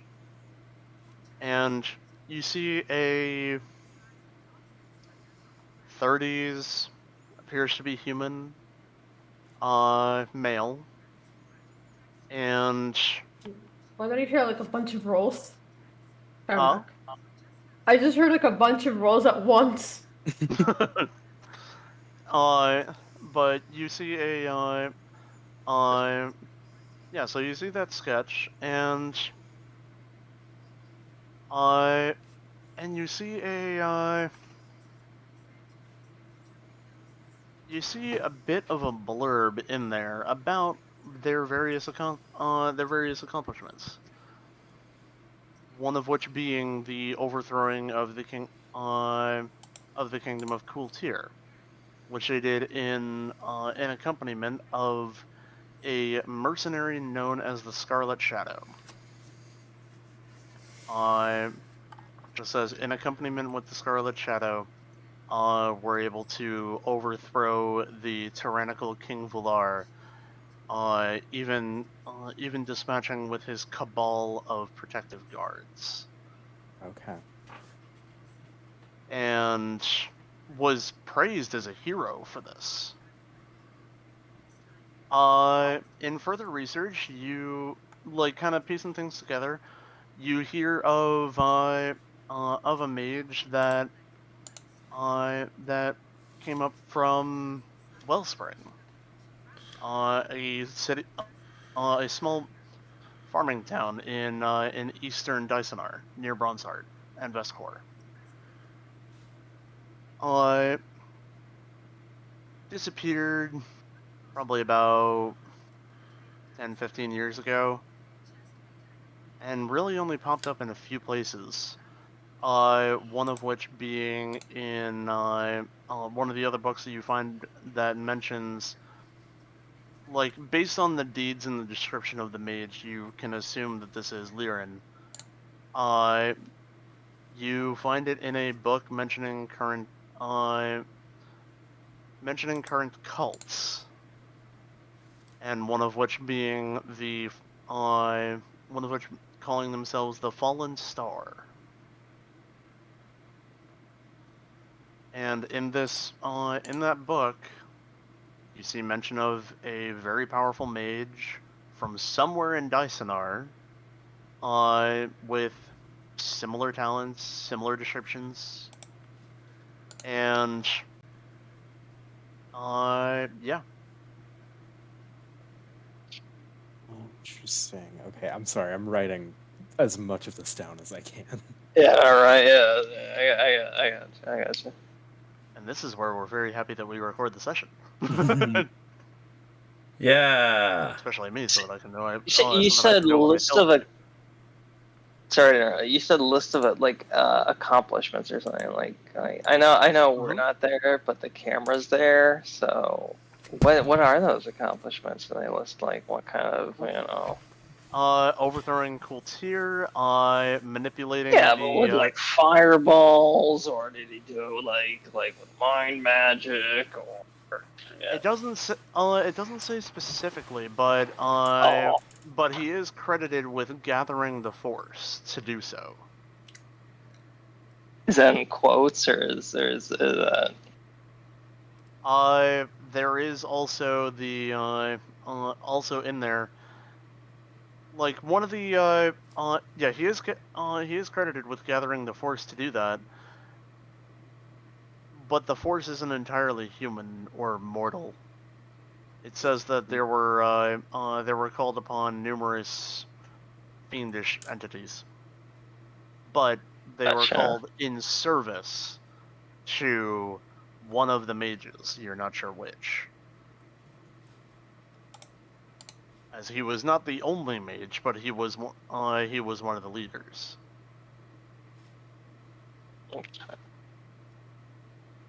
How? Sorry, I'm not there. This isn't my questions. I'm gonna mute myself. No, you are there. You are there. You helped Hawthorne. Yeah, I'm gonna wait till. But this We're helping each other. I stole Ask the your mic. question. Ask your question. Okay.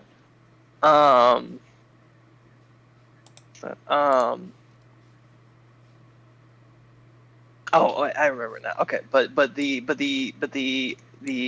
coup of Cormanthyr. When was how many years ago was that from present day? That was about 3 years ago. So that was 3 years ago. Okay. Yeah. And this mage who was born in Wellspring, does that jive with the 30-year time frame? It doesn't say born. It just says that they lived in Wellspring. Okay, but that's within this 30 years. Yeah, they disappeared from Wellspring about 10-15 years ago. Okay, so not I'm crossing off Palpatine's situation on my DDEG sheet here. Gotcha. Okay. And all right, but we're moving in the right direction. Cult of the Falling Star, Linrear Tristol, one of the leads. Lirin to Soul. Lirin to Soul. Okay. Scarlet Shadow. Okay. Fiendish Army. Okay. Seemingly specifically devils. Hold on, where is... I got now. Maybe I do need to mute myself, because now I need to look at the map and think for a minute. Cormanthyr is not marked on the map. However, it is the kingdom just south of the Iron Ridge. Which is, to remind the viewers at home, of course, and not me, that is not... Right, which is... They are not a part of Dysonar. They are like a separate country. Okay. Correct. Right on the doorstep, ironically enough. Interesting. Okay. What is the relationship between what are the lands south of us known as? Ishwaldir. That's right. Ishwaldir. And it's a land of a few different nations that a few different kingdoms that are feuding for power over various types of land and such. No unified force. Gotcha. Bunch of uncivilized city-states vying for power. Essentially. Okay. Why would they want to fuck with us? I don't understand that part. Are there... anyone can shut me up at any time. I really feel like I'm eating such time up. So our Dysonar is known as this land of metallic dragons. Mm-hmm. Are there known areas down in Ishwaldir that have chromatic dragons? Even if long ago. There are, and Okay. actually there is some animosity between some animosities from the what's it called? Some animosity toward Dysonar from the Ishwaldiran city states Oh. because it's kind of the concentration is higher because they can't get into Dysonar. And they are, and they are mad about that because chromatics are essentially a plague. Like they cause havoc everywhere they go. Normally, this is dealt with because they find remote areas to hole up because they're able to spread out. But since the land of Dysonar is warded against them, and any that manage to make it through are hunted so vigorously, those in Ishwaldir are a bit more crowded. Okay. So it's a bit higher of a concentration.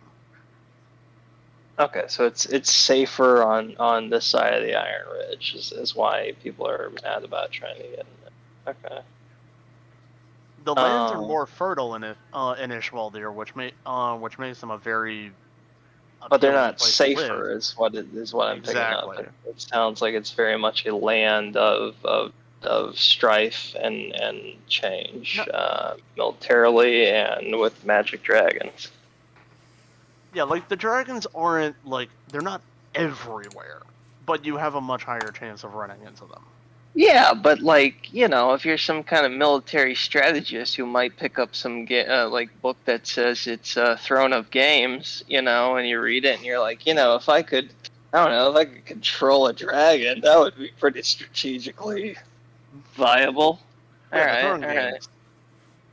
It's a classic in Dysonar. It's never finished though. I'm so mad about that. All right. And there was some asshole in there named Toffrey. Great performance though on the stage. Have you seen that guy? Gleason Jackson. Great goblin. All right. Anyways. Okay. And then but so now history question here. The border situation of the Iron Ridge, is it basically like if you can make it over, cool, open border, or There are quite a few trade routes between specifically between Steelbreeze and those south of the Iron, like between Steelbreeze and Ishwaldir. Steelbreeze is essentially the opening to Dysonar, as well as there are a few shipping lanes that go into Kilton and Baltura, as well as Lyrianus, and further up the eastern coast. It's more along the lines of those borders are easily shut, as they are well guarded if an invasion were planned. And invasions are also where the Great Protectors get involved. But okay, so I'm hearing that it's basically open. It's not like you need a visa or anything to come in, but they can shut stuff down pretty quick. Correct. There are some they do ask what's your business? Why are you coming? But realistically, there hasn't been. Pardon me. There hasn't been an attempted invasion of Dysonar from Ishwaldir in a few centuries, so there's no real animosity. Right, and if I'm some lowly, pimply nerd in my probably mid 15s to 20s or something, maybe 30s, and I want to go to the Platinum Athenium to learn magic, You know, they'd be like, yeah, whatever. Come on through and go learn. Yeah. Nerd stuff. Yeah. You want to? Learning. Yep. I think I got my guy.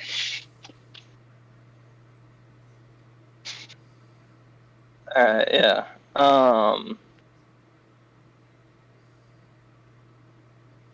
I know this was Hawthorne's whole train of thing, and it didn't say what he was the master archmage of whatever. Yep. That was the one thing we didn't get. Yeah. Yep. But there were other mages listed in this battle. Are you sure you're okay with me? I really feel like I'm stepping on your toes. You're good. You're good. Okay. I've got something I want to explore, but I'm more than fine to wait. All right, that's fine. Cause like I just more questions beget more questions, and this is my own crack cocaine here. Cult of the Falling Star. Like, are there what is that mentioned in?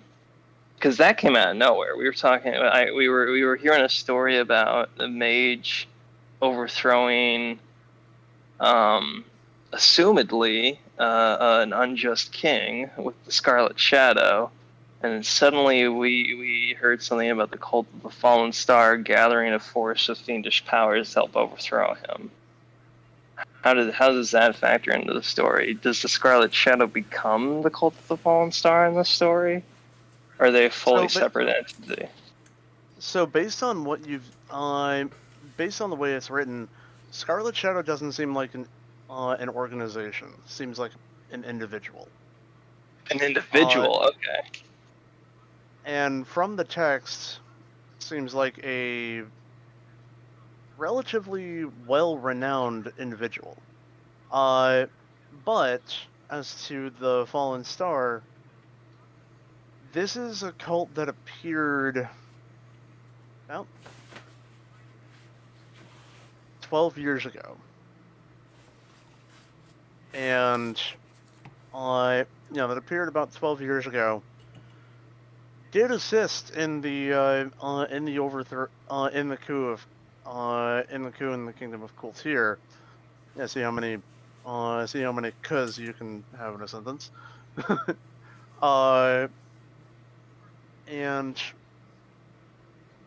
But there's actually, like, especially compared to the other cultish entities in the book, there's surprisingly little information on it. There's go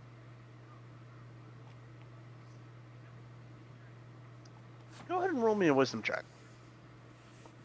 Alright. Come on.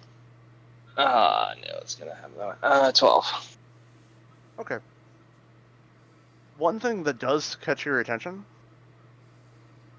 cults are usually pretty, what's the word? They're usually pretty out there on their information. Like, they usually want to spread their information to get people interested to join. So the fact that there's little information on the cult of the Fallen Star, that kind of catches you as a little bit off. Because I don't feel like they should have evaporated from history or something along those lines. Well, this was they appeared about 12 years ago. There's no mention that they evaporated. There have been various there have been a few different there have been a few different events listed toward or credited toward them. And as you get to as you're looking through the book, you see, and there was like you see at the end of one page, one member was able to get out, was able to leave and show their and show the symbol of the cult, and the next page is torn out. We're so fucking on to them. All right, this is some Da Vinci Code shit. I'm on to these assholes.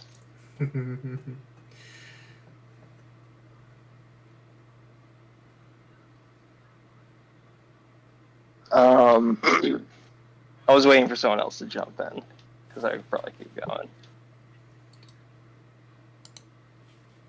I'm waiting for jump here. No, I heard you. I'm not saying anything. You keep going if you need to go. Did I? Okay. Did we in the book? Because me and Hawthorne are there. It's two of us. Jin and Hawthorne. Study buddies here. Do I see Lyran Tristel's name in reference to being a direct member of the Cult of the Fallen Star? Or you don't see any names in the Cult of the Fallen Star, but you see descriptions of people and their abilities. That's what caught your eye. does anyone match up with my general sketching of Lyran? Again, there's no names and no pictures, but they're just descriptions. And what caught your eye was there's a human, seems to be 30s ish, and powerful archmage, seems to be high up in the food chain. And that appears. There are a few other descriptors that lead you to assume maybe that that might be the same individual. And then to complete that train of thought, that's in sorry. When the coup of Cormanthyr happened 3 years ago, does the information I think I'm gleaming lead me logically to assume that at that time 3 years ago, during the coup of Cormanthyr, Lyran was a high level or an individual linked directly with the Cult of the Fallen Star? It does. Yep. Son of a bitch! If the individual that is mentioned in that book, like I said, because there are no names, there's only descriptions of people and their abilities. Mm-hmm. You're not 100% certain, but it seems likely that they're the same person. This one who was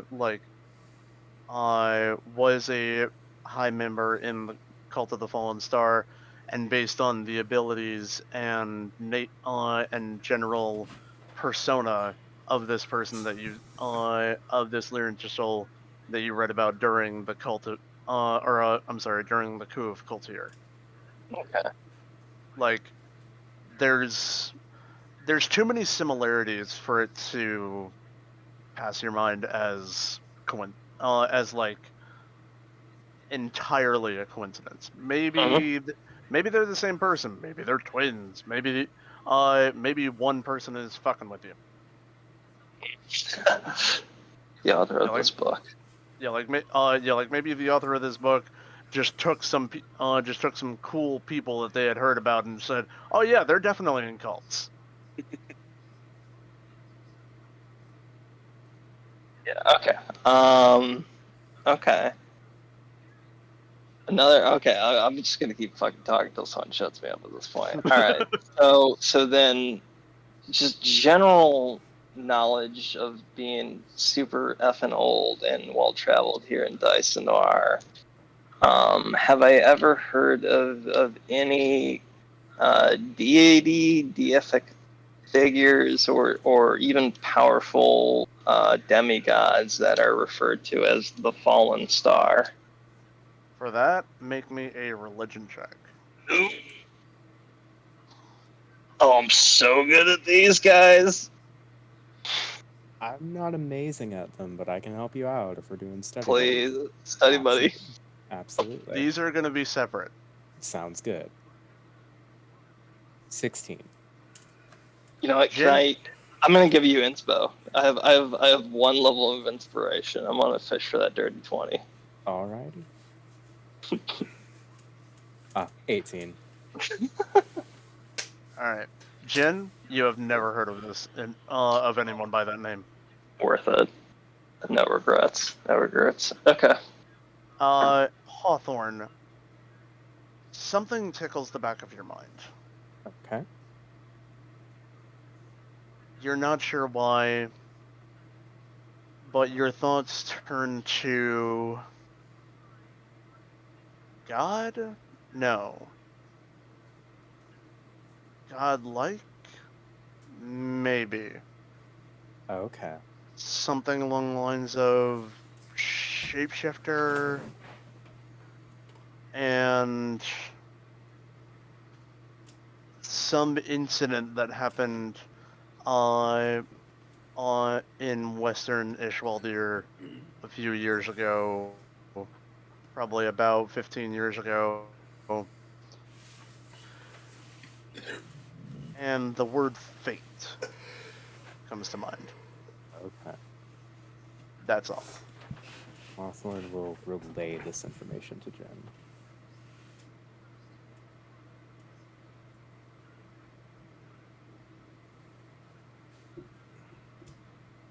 Well, it was something. It was fate. Sorry. I wouldn't think God. Think more God-like. Possibly something along the lines of a shapeshifter. I don't know. There's some incident that happened in Western Ishwaldir sometime about 15 years ago, and the word fate. All of this, something within me is telling that it's all connected to the fallen star.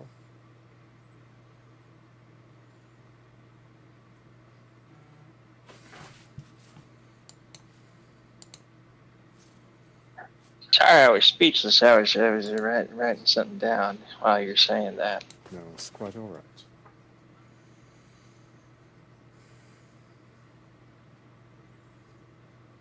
What are your thoughts on all this after our multitudes of putting our heads together here? I feel like I'm onto something here with this Lyran Tristowel. We have a lead at the very minimum. Perhaps it is just me, but I would also like to look a bit more general, perhaps into mages who have gone rogue recently, perhaps within the past 15 to 5 years. I would be most appreciative for anyone who doesn't let us get into a situation like we're a horse with blinders. Indeed. Shall we continue our search? Lay it out. Excellent. Hawthorne will proceed to look more along the general lines of rogue mages within like that 15-year time span. All right. While you all are doing that, we are actually going to cut to Eric. While you all have been doing this, Eric, you were flying around doing the spreading these rumors, and Yeah. and now you are heading somewhere specifically. Yeah, I'm going to this tavern to see if I could, to get information. I'm not sure, like, information, or at least see a member from the coven. Talk to them. All right. So you've heard that a member may, not sure, be at one of the taverns on the Silver Ring, known as the Wench's Cask. Okay. And seems to be as you go in, it's a fairly rowdy atmosphere. Seems to be from a first look, seems to be mostly bounty hunters. Okay. Quite a few actually. And what's it called? As you're there,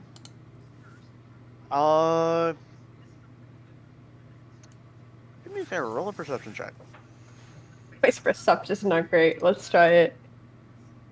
Okay. Please.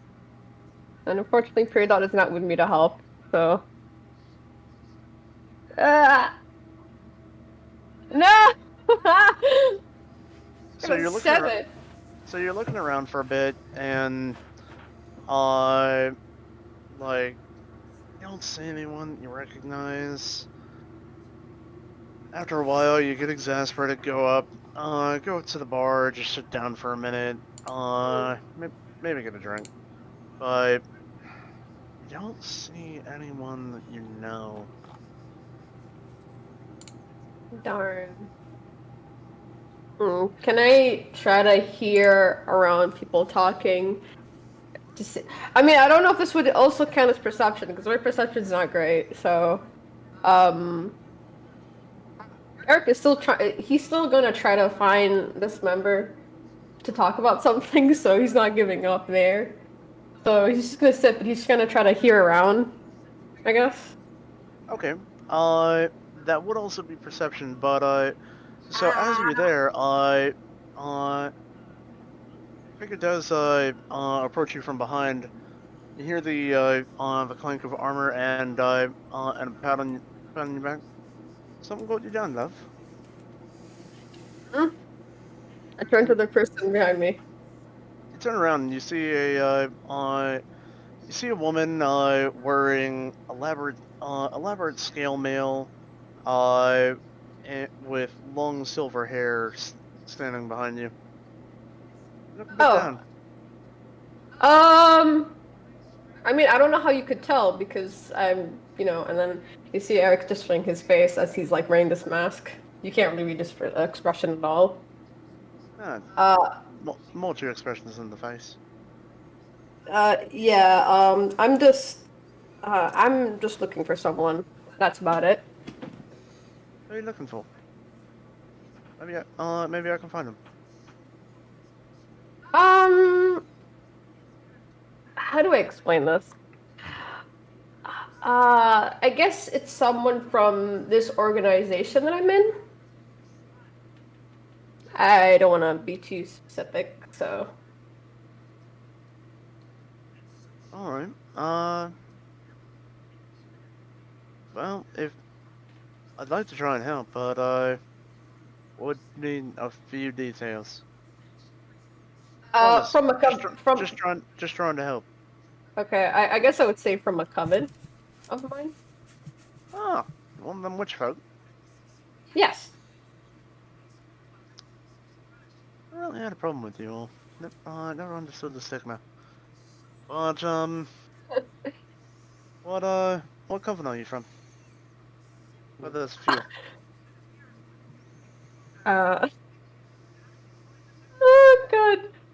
Okay, I'm gonna ask about this out of character. How do people feel about blood witches? Like witches who cast blood magic, like in general? I mean, blood magic's always weird. But you're in an area of magical understanding, and also you're in a bar full of bounty hunters. Like, these people have probably seen weirder. Okay. Okay, so Eric, okay, so Eric would kind of like, can I roll insight to see if I can trust this woman? Sure. Okay. My wisdom sucks. No! Yeah, this person is entirely trustworthy. No, they're, just naturally they appear a bit hard to read, as, probably in this business they're used to hiding their emotions. Okay. Okay, so Eric would kind of he would turn around to see if anyone would hear him, and then he would lean in to whisper like, I would say coven who've done dark magic.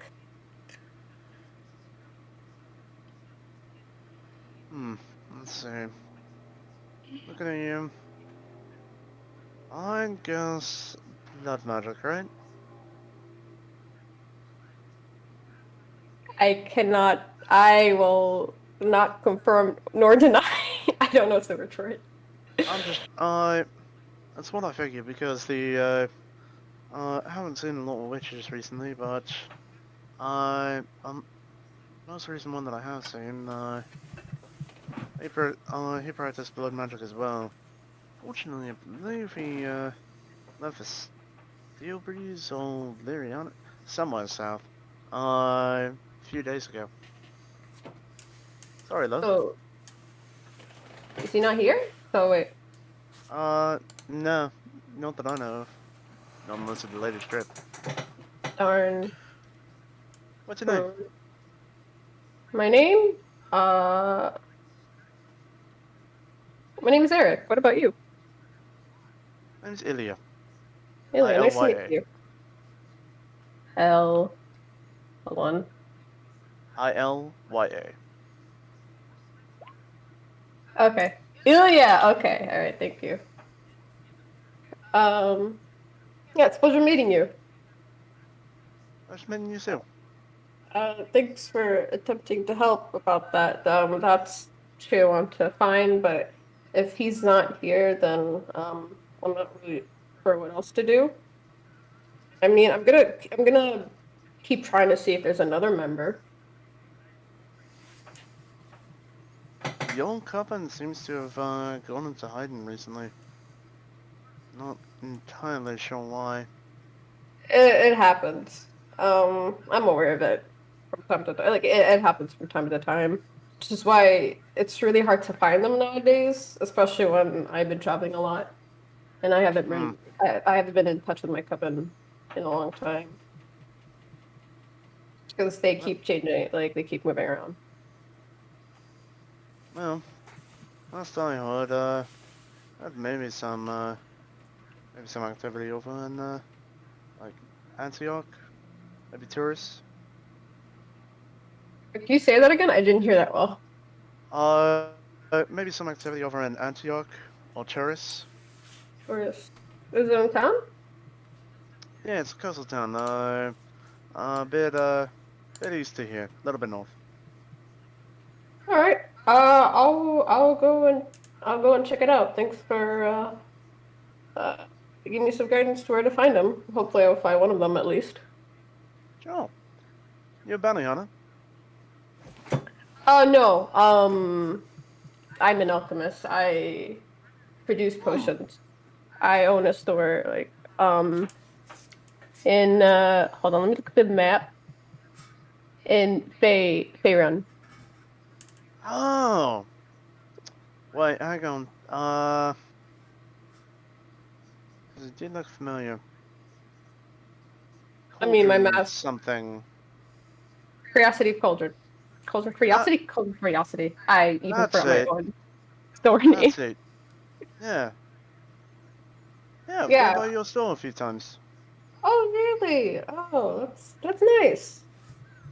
Never went in. I was usually there on business, but I mean, at least from the outside, it looked good. Yeah. Well, currently the store is closed because I'm here. So,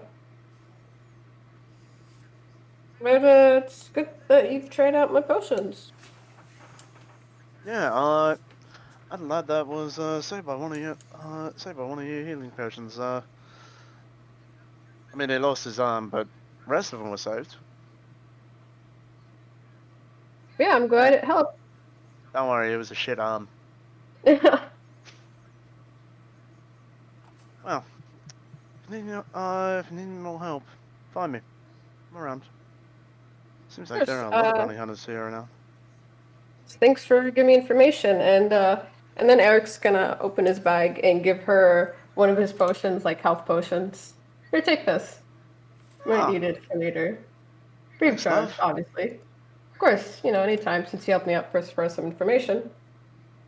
You see her tap twice on the counter and yeah, tap twice on the counter and wave the bartender over. Show your best. And bartender pours a very nice brandy into a glass.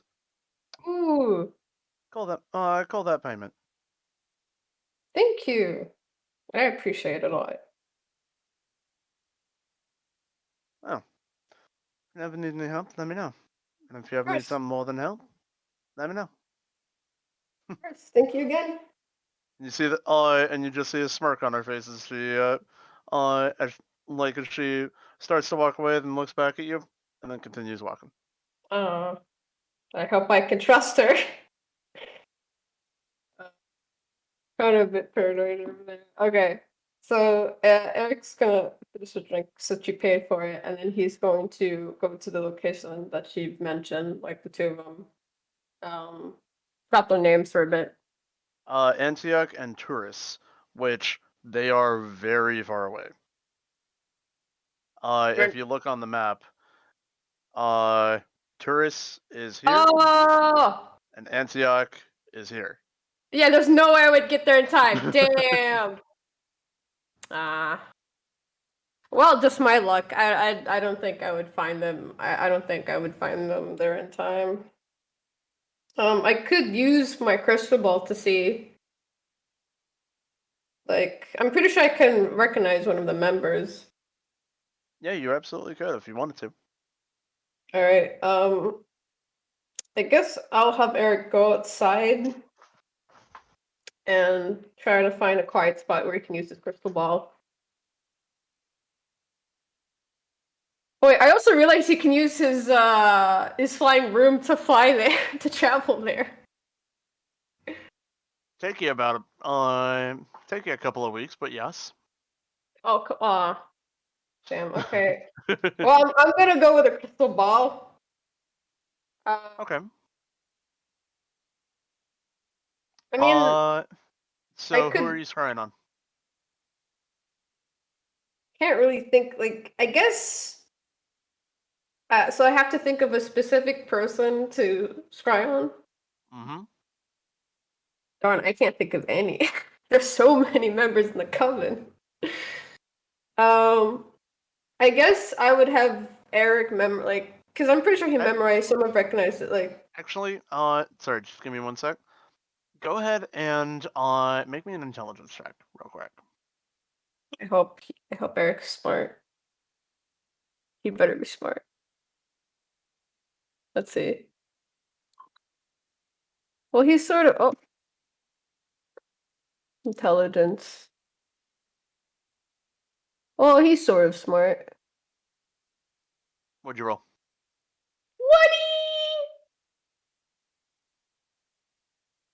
Holy shit. Okay.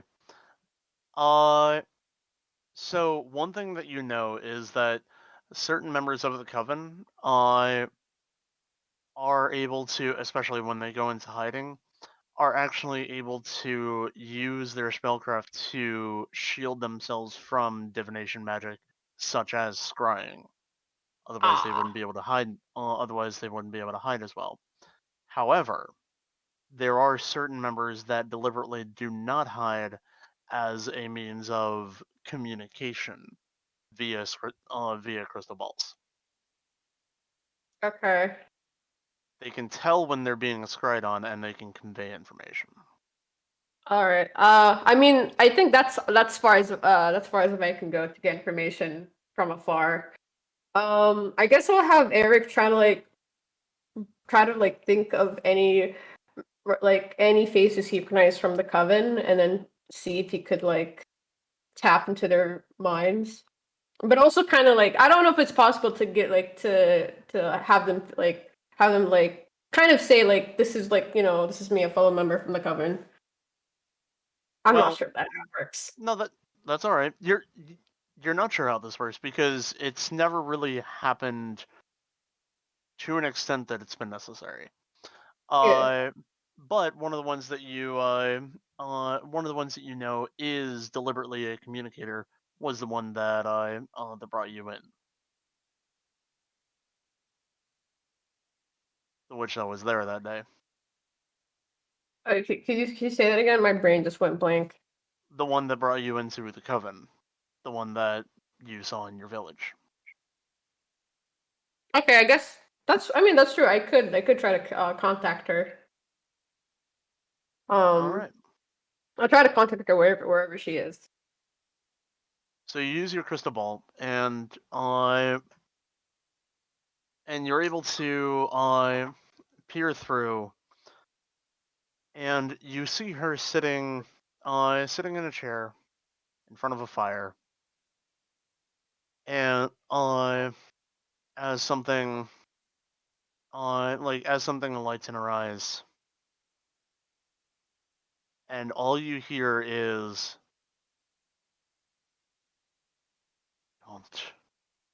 don't look for us.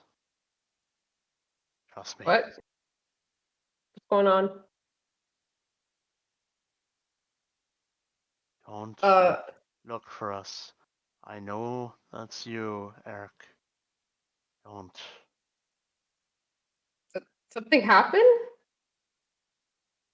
You're not able to communicate to her. It's just that you're able to see and hear where Oh the sensor yeah. for the scry spell is. Okay. Well, darn. But But she's saying that she's saying I can't I shouldn't look for her. 3 are dead. 2 are hunted.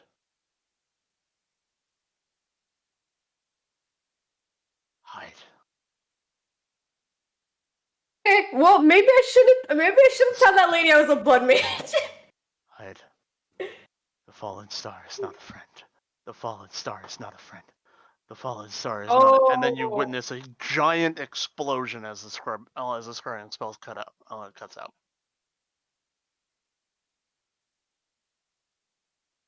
You know what's And you you know are what's forced back about 20 feet just from the blinding light. Oh my god. I was gonna say, you know what's funny? There's like a friendly music playing in the background, and then you're just Yeah. describing that, and it's not a perfect it's not a perfect music for it. But that's the information you have.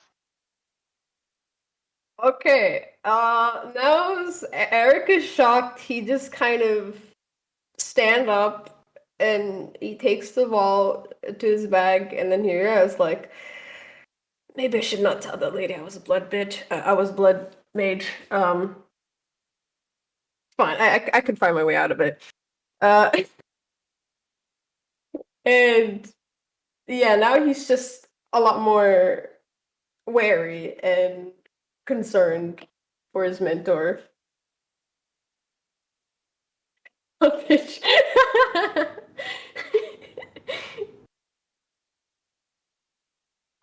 All right.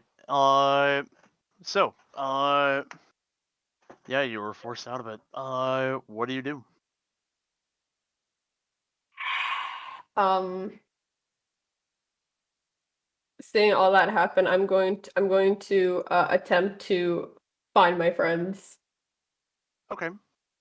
Go ahead and make me a, let's call it survival check with advantage, because every now and then you can look through Peridot and like kind of not only know that they're in the library, but where.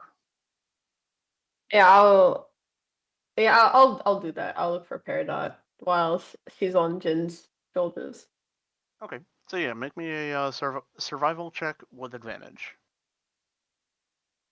or a charisma check if you just want to ask directions without advantage.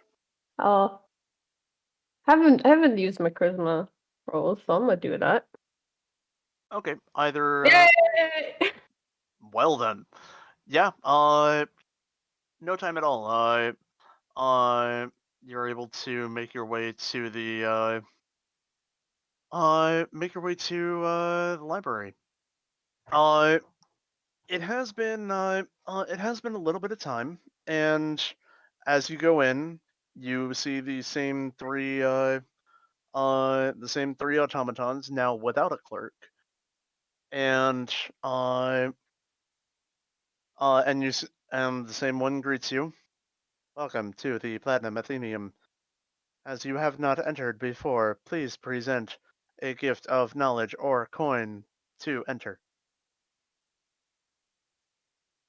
What do I give?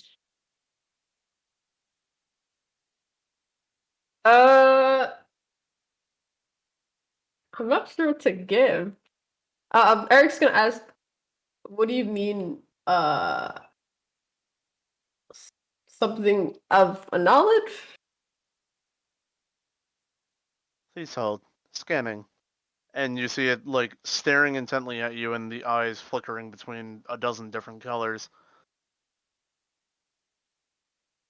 If you would provide alchemist knowledge and and knowledge on potion mastery, that would be sufficient. Yes. That's all Eric's gonna say. So, after a little bit of prompting, I imagine you go through and and are able to explain like certain processes of distilling potions and being able to get a bit more out of them. Hence your potion master feat. And the automaton is writing this down diligently the entire time. And and after his son, thank you. Please place your hand on the rune plate to determine access level. I will do that, but I want to ask where have you seen where did the little goblin with a mohawk went? And a guy with a robe and Goblin with Mohawk is currently on level 19 beta. can I go there? Affirmative. Please place hand on the rune plate to determine access level. Okay. Place hand. You place your hand there and tells you the same thing. And an archivist comes out and guides you, and a few moments later you're reunited with your group. Wait, can you say that? Can you say that last part again? I spaced out. A few moments later you're reunited with your group. You see Eric's a bit shaken. Hey guys, what did I miss? Oh, Eric, excellent. Fresh set of eyes. This is expensive ass copying machine. I don't got any more See, like, gold. Jin take like the granny glasses like off the front of his like nose. He's like, we were just wrapped up in history, but yeah, you could use some help. All right. Oh, what do you need help with?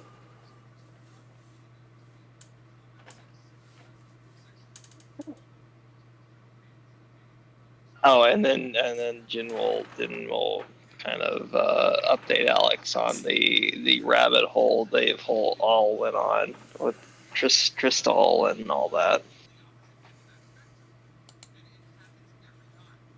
Wait, can you say that again?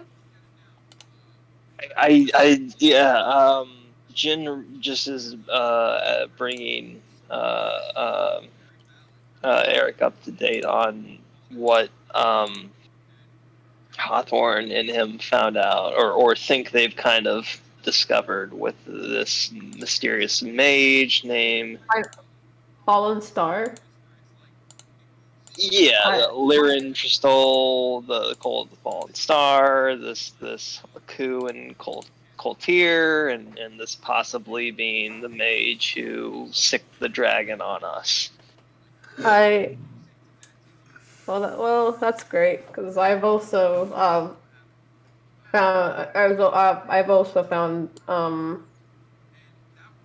well, it's not really specific type information, but like before I've come here, I also found something about the Fallen Star, hunting down some organization. So And they're still active.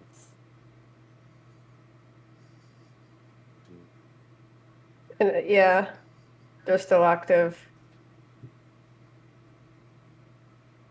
And I don't know where they are. But they worked for a coup. Why would they be hunting down individuals? Well, now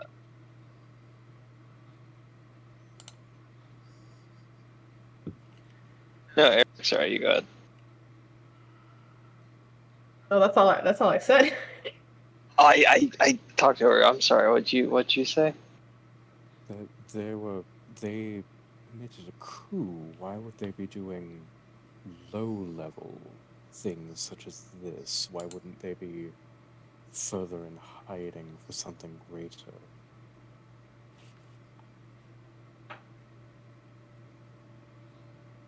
I mean, it could be.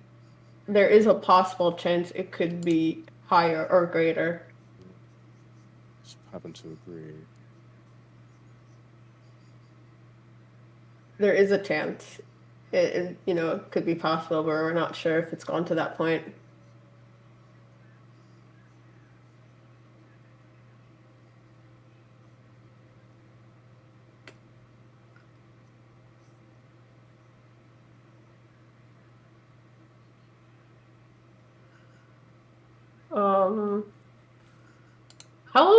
How long has it been? How long have you guys been here? Quite a while. I've seemed to have lost track of the time. Yeah, it's Joseph, is it nighttime? Is it afternoon outside? Outside, it's getting near dusk. However, inside the library, due to the fact that the light is not natural, it's as if it was noon. Yeah, time has kind of passed at some point. Should we, is that all the information we need? Are we gonna keep searching? Or should we shop for proper clothes to meet the great dragon? Matron, as much as I would prefer to stay here and gather more information, clothing might be a good option. We're not exactly presentable to a noble presence at this moment. Yeah, so it's best to, I think we've got enough information so far, so we could just head out, and then we can always come back later, if needed. We might have to. I could spend likely my entire life in here. It's fascinating.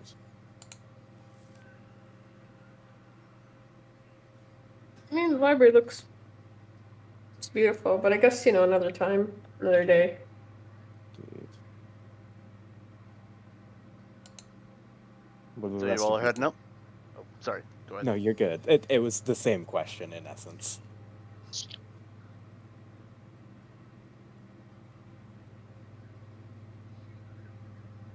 What do the rest of you think?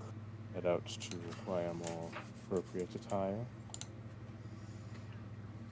Absolutely. If we're going to see right here, I got preparations to make, and yeah, Jen realizes time span, and yeah, I gotta get ingredients and shit in 2 hours. Yeah. Iron Chef challenge. Ready for it. All right. So you all make your way toward the exit of the library. As you do, you pass a number of individuals.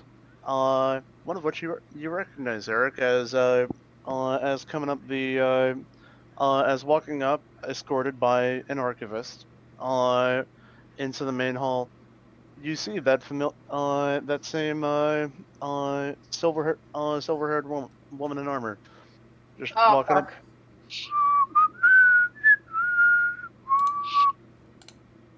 Oh, there you are. Hi. Wonder what you want to?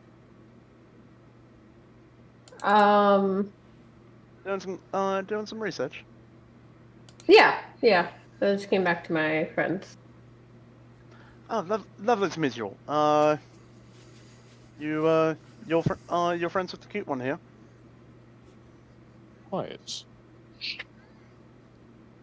Lovely to meet you all. Name's Celia. Yeah. When she said cute one, does she refer to Eric? Yes. Let me roll for that. Was not expecting that. Alright, let's see. Eric's ears turn a bit red. By that.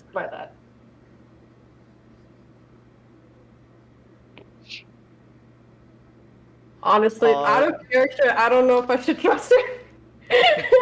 I literally revealed that information so easily. I don't know. And goes through, like, says hi to each of you, but then is on her ways. She seems intent on getting where she's going. And you all make your way, just for the sake of brevity, because we are getting a little bit late.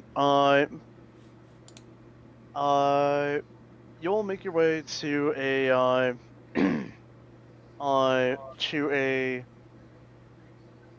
what's it called? A shop on the Golden Ring named So It Seems, and I was not the one that came up with that. That was from online. But it is that. So close. Yes, So It Seems. And it does seem like it seems like a place with very high-end clientele.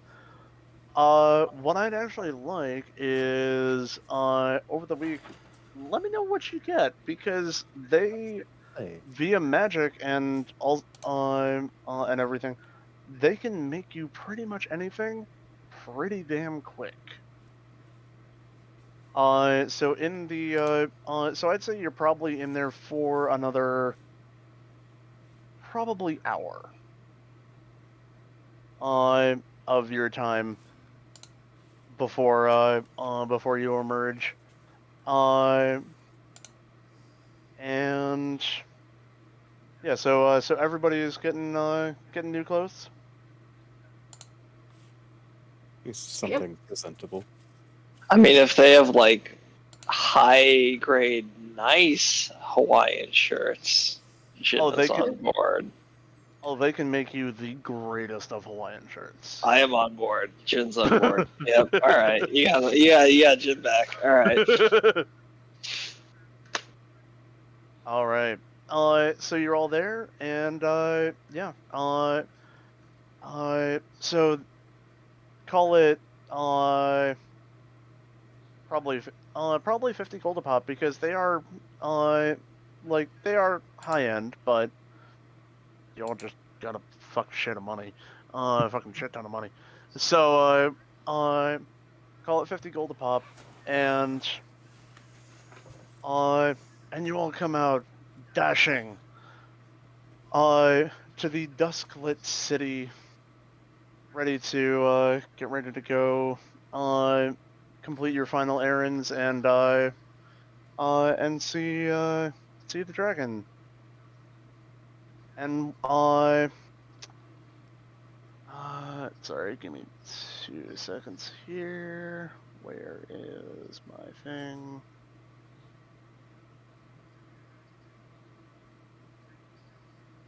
And at first, everything seems normal. Eric? And Robin, it hits you first.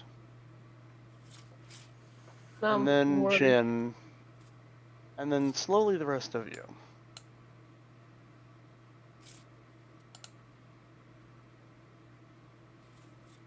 The sky is clouded. It was clear earlier. And it's well past dusk.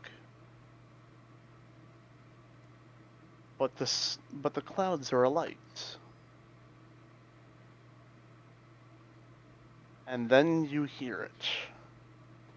You hear raging battle far in the distance. And the clouds alight are not from the sun, but from raging fires on the outer slums of the city.